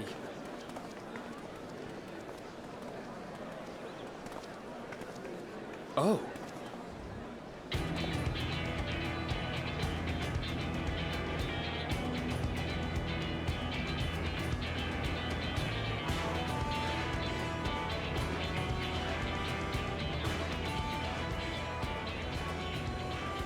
I'm sure it's very important, but we cannot accept these without the proper permits. By the 12! Surely, these can't all be.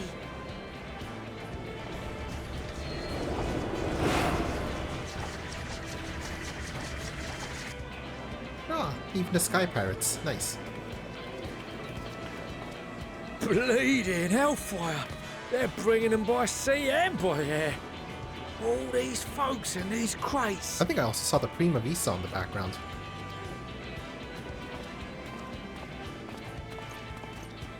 And more on the way. Got your adamantite right here. A bigger haul than any of these sorry bastards brought, and that's no lie. Yes, because you were charged with seeing the shipments from Gridania and Uldar here, along with your own. Give credit where credit is due. Sounds like the sorry whinging of a sore loser. An hypocrite to boot. Ain't no way a scrawny whelp like you took a dozen steps inside a Dalamon shard. I'll have you know I went all the way to the entrance. Furthermore, 'twas my contacts that enabled us to enlist the cooperation of the Sky Pirates. Left you outside so you wouldn't get anyone killed, did they? Well then, credit where credit's due, you did a right fine job sitting on your ass. Take that back. Make me. I will not stoop to your level.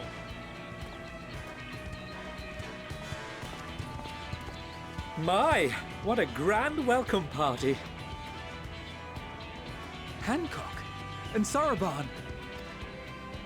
We come bearing relics both sacred and Allegan, as well as a few other gifts that may be of help, to be presented with best wishes from the Eastern Alliance. I myself have come with a sacred relic of Rayson Temple. 'Twas passing fortunate that Senri's dango craving brought us to Kugane. We arrived precisely as Hancock was making his arrangements. Upon learning of your need, we made haste back to Hell's Lid. with our Dango, never fear, and consulted with the other auspices. All consented to the lending of Tenzin's legendary Phoenix Blade for this noble cause. Suzaku and Seiryu were nevertheless worried that it might be lost in transit, however, and insisted upon accompanying me to Onakoru, where I had intended to entrust it to our Confederate allies. I thought instead to give it over to Hancock when we chanced to cross paths yet again. But alas, Seiryu remained ill at ease, and ordered me see the blade into your hands personally, or die trying. We did, of course, need quite the impressive vessel to get it all here in time. Fortunately, our majestic associates have been more than helpful. 'Tis an honor to join the Warrior of Light on another adventure, they tell me.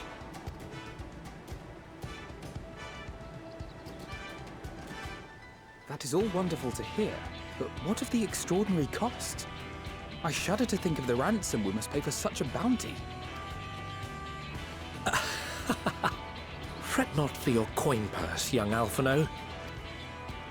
Lord Lolorito looks ever towards the profits of the future, and thus the East Aldenar Trading Company went to some lengths to reduce the financial liability. And since the Scions funded the entire venture, not a gill need be rendered up in compensation. Everything is already yours. We funded the venture? When? Don't let the name fool you. This coin keeper knows a thing or two about spending.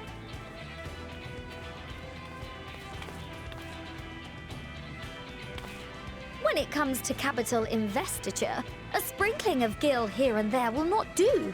You need enough savings to make waves when it really counts, which is why frugality is paramount. We also have the benefit of a generous patron. Generous being rather an understatement. She has supported us from the shadows since the very founding of the Scions, ere we even had coffers to fill.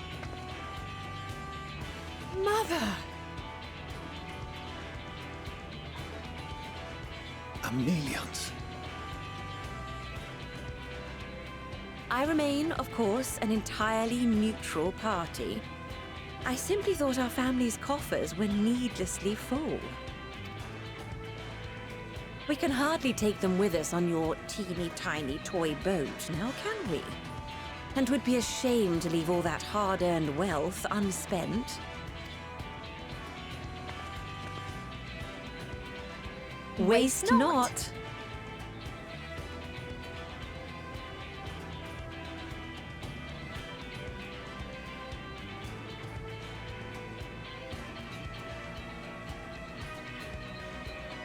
However did you manage so much in so short a time, though? We expected word to reach only a fraction of our allies. Did I not tell you I have my ways?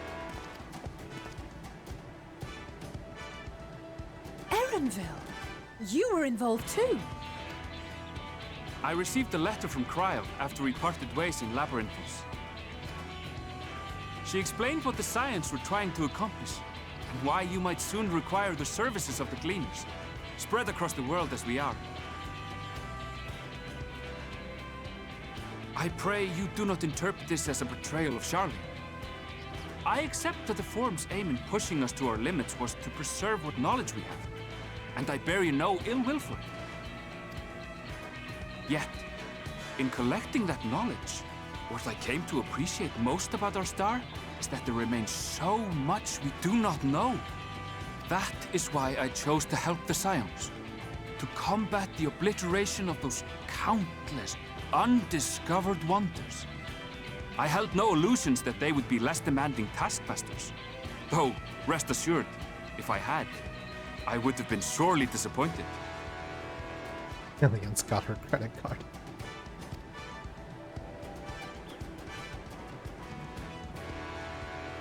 To make a long story short, the whole of the guildship cooperated to ensure your call was heard far and wide.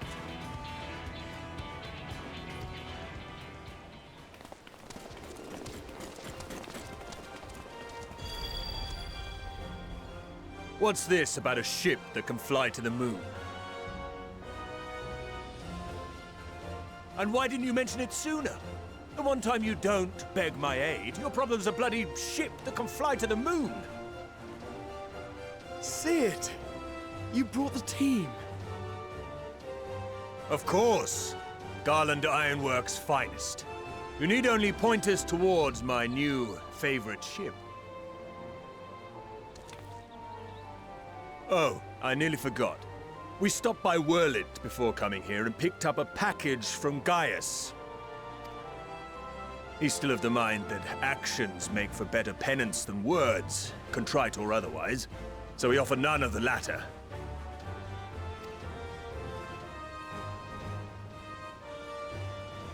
What he sent is an Allegan relic Valens used in his weapons experiments.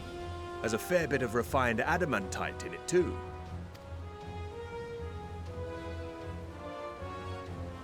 As you like us not suspect, we've also brought adamantite for Mordona's Dalamud shard. I admit to some consternation upon first receiving Kryl's message. So few scions remain at the Rising Stones now. Far too few for such an expedition. However, the Gleaners were able to secure us reinforcements. Idleshire's treasure hunters, not least among them. I know. How the Gobbyflock fought. Slowfix's gratitude for the safe return of his daughter has not waned, and he gathered his kin to our side with an astounding quickness. The clash between their machina and the Allegan defences was a sight to behold. I wager even you would have been impressed by the magnitude of the gobby booms. Fascinating as all this is, I fail to see how it explains your presence here. Does Razat Khan not have more pressing concerns?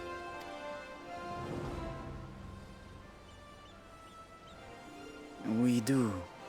Yet averting the final days would be the most expedient solution.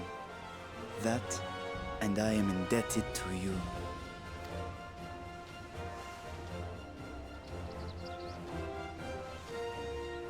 Though they chose to take their leave of Thavnair, those you saved in Galimund remain my people. My gratitude is beyond words. 'Tis appropriate that I aid you in kind. If in the doing we bring salvation to others of this star, so much the better. You will recall that I spoke of my father, Midgard Summer, and his journey across the great expanse. As he traveled betwixt the stars, his resplendent scales drank of the ether in those nigh empty surrounds, and imparted to him the strength to persevere. Thinking they might further your cause, I called out to my kin for consent. Ajdaya's answer was silence, as ever. Tiamat and Chrisvelgre, however, responded favorably to the suggestion. My sire, too, stirred from his slumber long enough to speak and say, "Very well." Thus have I brought you his own worm scales. Fit them to your purpose, and seek a worthier fate for us all.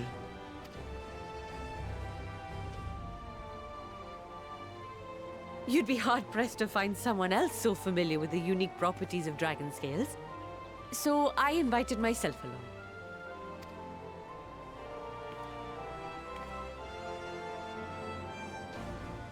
Bugger me, this is so unbelievable. I've gone right back round to believing it again. Forget a 6% gain in efficiency. With all these goodies, we could get 7, no, 10, no, 14 bleeding percent. Think of how far we could go. What we could do with that much power. What we could blow up. If Kokol is duly convinced, then it must be true. In which case, the Scion's end of the bargain has been fulfilled. Would you not agree?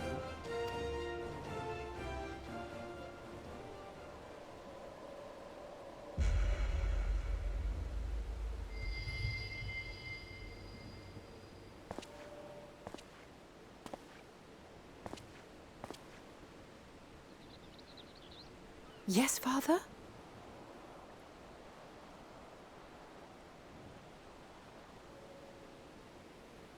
I know not what you seek of Hydaelyn, nor for what purpose you would take command of our ship. Yet this much is certain. To do so will be to dictate the fate of this star and the lives upon it. The lives of each and every creature, in their magnitude and their fragility. Do you understand? And are you prepared? We have seen and we have felt how much each life shapes this world. And so we are determined to abandon none. We understand what is at stake, and we are prepared to bear this burden.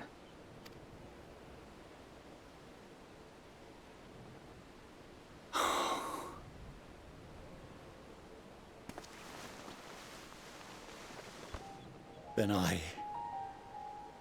I will bear it with you. I beg you, share your struggles with me, as family.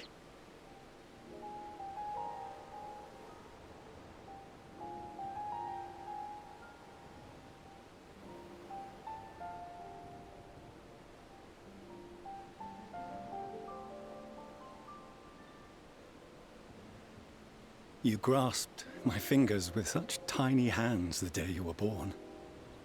I thought my heart might burst. 'Twas love and happiness beyond expression. Overwhelming, and a conviction so powerful that I trembled with something close to rage. I had heard the final days foretold. I swore to myself then and there that I would not let them steal your futures.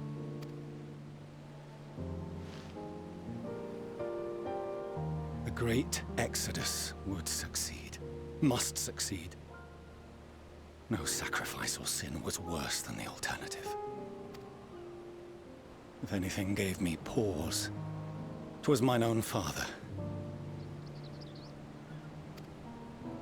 The Archon Louisoix openly decried Charlian's policies, a perspective which I regarded with increasing disdain as I grew older. Yet even as part of me thought him a fool. Perhaps I also hoped that he, of all people, would devise a brilliant means to save my children. A naive hope, but stubborn enough that I could never bring myself to keep you apart.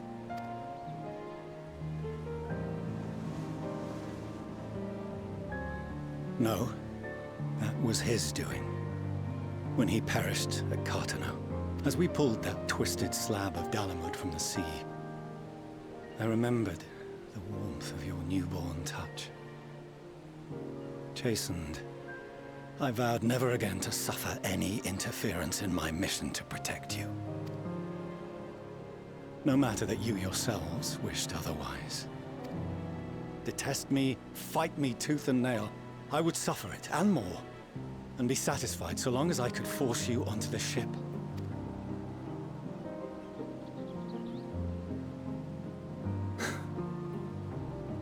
I was wrong. You two have grown so much stronger and so much wiser than I dared dream. You have earned the right to walk your own path, and already begun to do so. Good. Because there are things we care about, and people we love, and none of them is replaceable. Not a one. It cannot have been an easy journey for you to have come so far.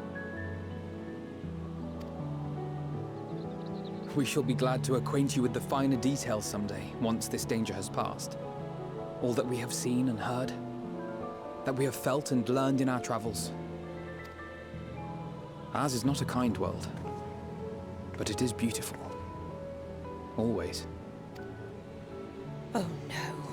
Are you quite sure that's wise?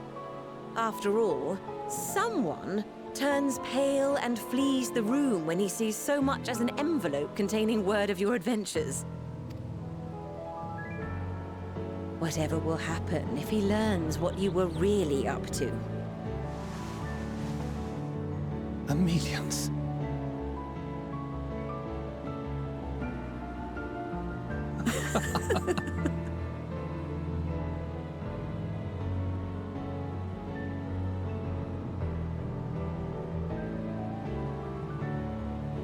Though I have wronged my children most gravely, I owe you an apology as well. I assumed that it was the Scion's influence that made them so keen to charge headlong into danger.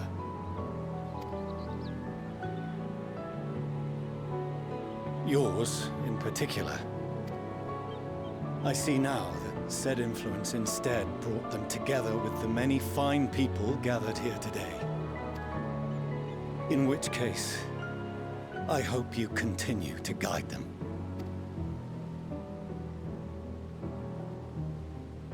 If we've finished loitering about the harbor, might I suggest we put our plans into motion? People are beginning to look confused. Perhaps you can spare a few words ere they resume the tedious lugging of cargo. You've no small number of friends and admirers here, after all.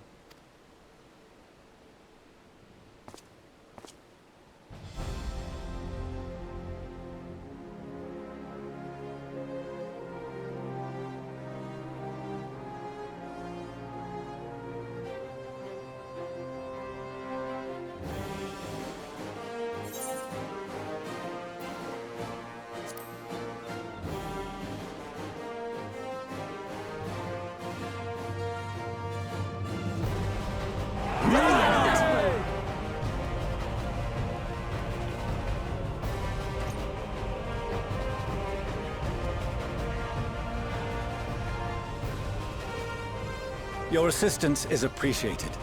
Now, in an orderly fashion, if you please.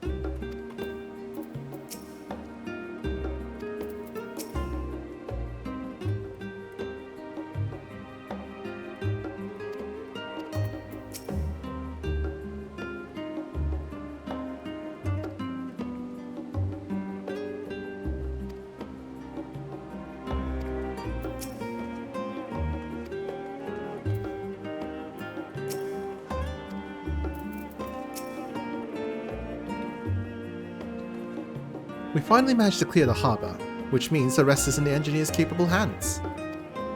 Meanwhile, Father has issued to us an invitation.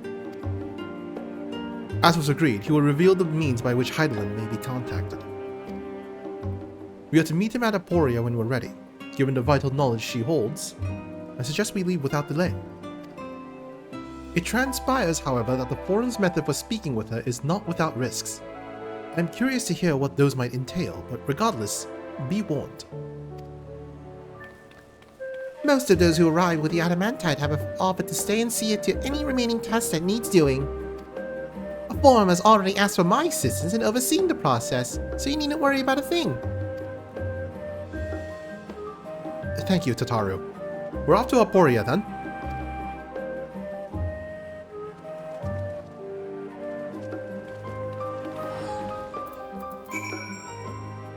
Oh, neat.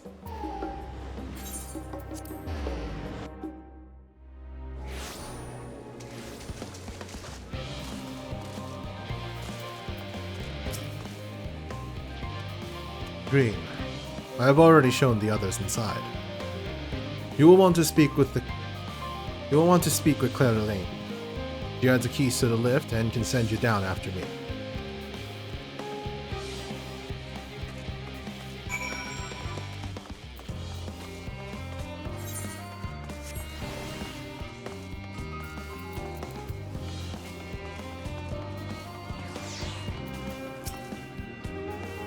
Both Master Potional, yes? Just step inside the lift there.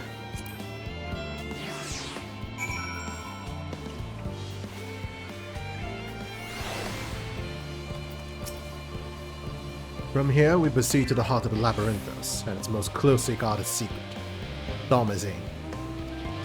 It marks the beginning and end of our efforts, whence we delve to seek audience with the star, and whence we will embark on our journey to the heavens. This way, if you please.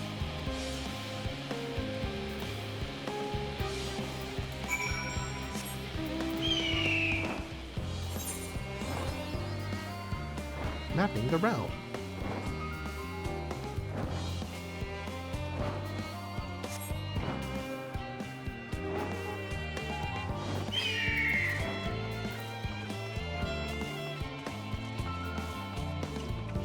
Ooh.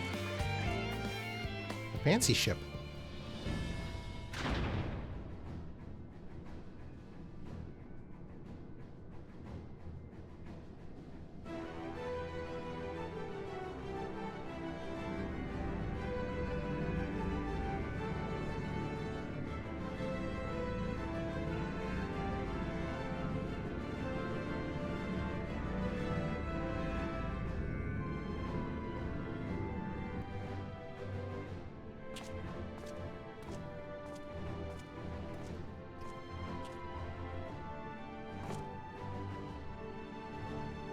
I bid you welcome to the Thalmazane. Direct your attention towards the center to behold the arc over which we have long labored.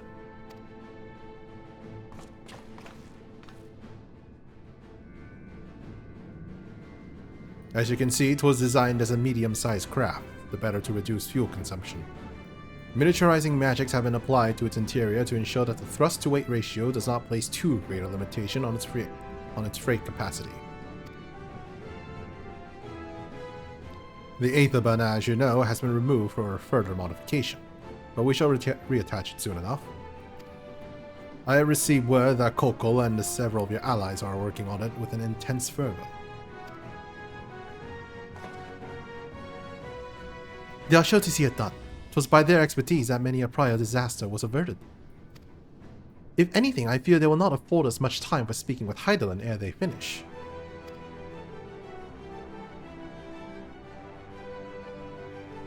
Point taken. Let us move on. I must warn you again, however, even with the benefit of our device, to treat with her is not a simple feat.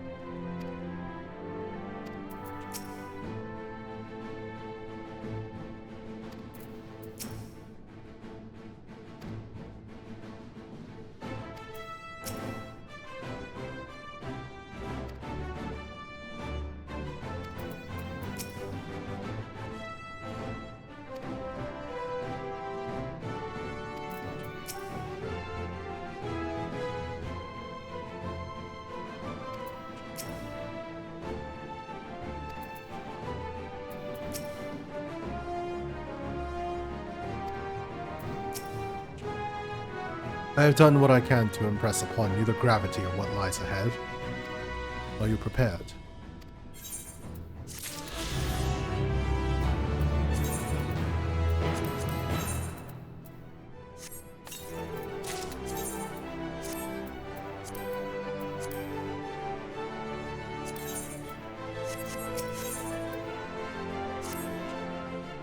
We make it for the lift at the center of this chamber. Come.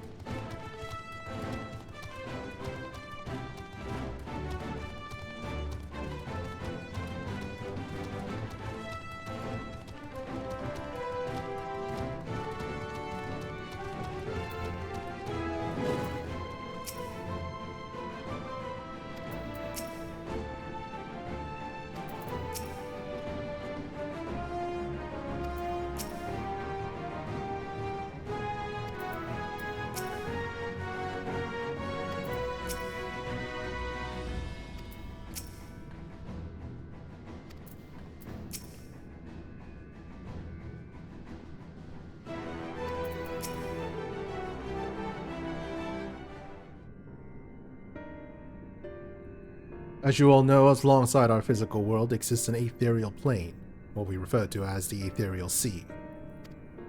At the heart of the star, the physical and ethereal are one and the same. Thus, the deeper we go, the easier it becomes to pass between said planes. We utilize this principle in constructing the Anti-Tower, and once more here in Thalmazane.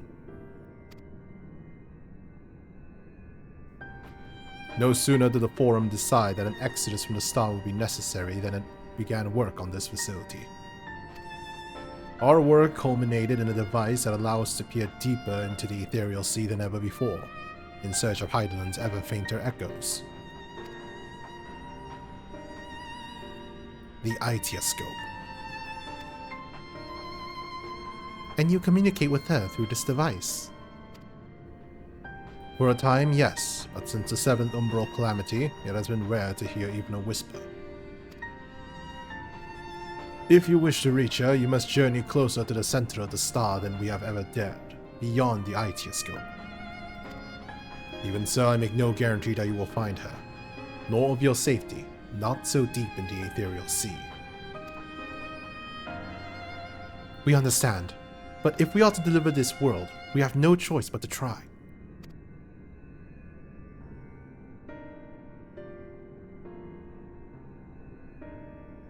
I know. I only wish we could do more than observe your progress from afar. The Itioscope's ocular lens, by which we may peer into the ethereal sea without placing ourselves at hazard, lies above us. Through it, we can watch and guide you. In those swirling depths, there are pockets of aether so dense and turbulent, they can unravel one's soul. If we determine that you are at risk of coming into contact with such a pocket, we will recall you with teleportation magics. To that end, it would be best if one familiar with the composition of your souls remained here to assist in assessing said task. Otherwise, there is an increased probability that we will extract you too early or too late.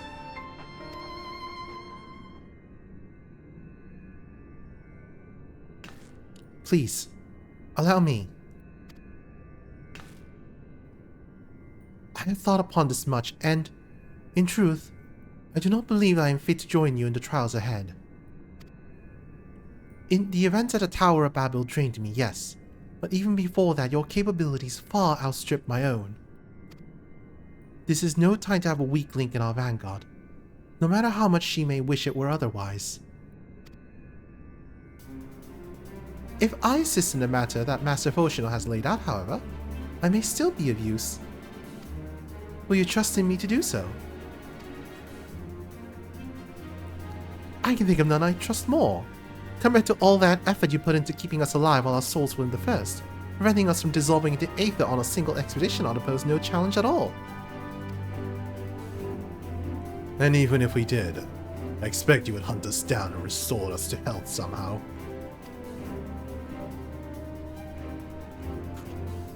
You flatter me. Rest assured that I will be keeping a close eye on all of you. There is one more thing. Those in ages past referred to the ethereal sea as the underworld, our final resting place. In its embrace, its memory washed away, leaving only the purity of one's soul, or so we believe. Yet what of these memories? Do you think to ask what becomes of them, cast adrift on ethereal tides? Some theorize that they linger for some time, those associated with strong sentiment in particular. That sounds familiar. In those deaths, memories of those departed may even coalesce around you, for hatred or for love. Thus do I caution you to be wary, but also to have faith. Remember those who did gladly extend a hand to you, that they may lift you up once more.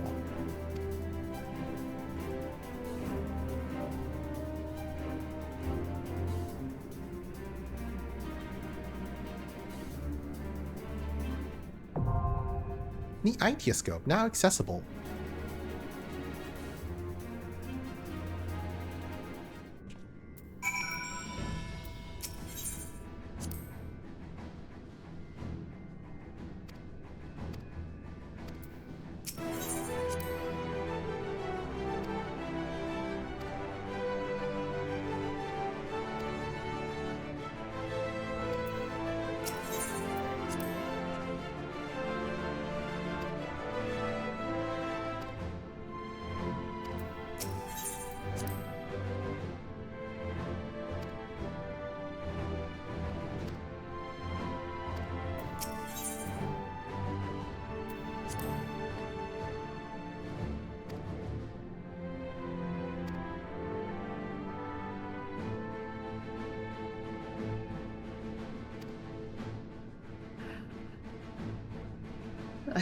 Microprojecting up again, but I don't remember who we're supposed to be taking with us on this. Do you remember? I think this one we can just... Do we have... Like, what? I think it's the one after this that's recommended to solo. Maybe? Okay. I'm not sure. It's what I heard, because, like there's supposed to be a trial in Endwalker where it's like you can do 8-player with NPCs only. This is the solo one. Okay. That's what I thought. Question is, who do we take? Because I vaguely remember someone saying Estonia.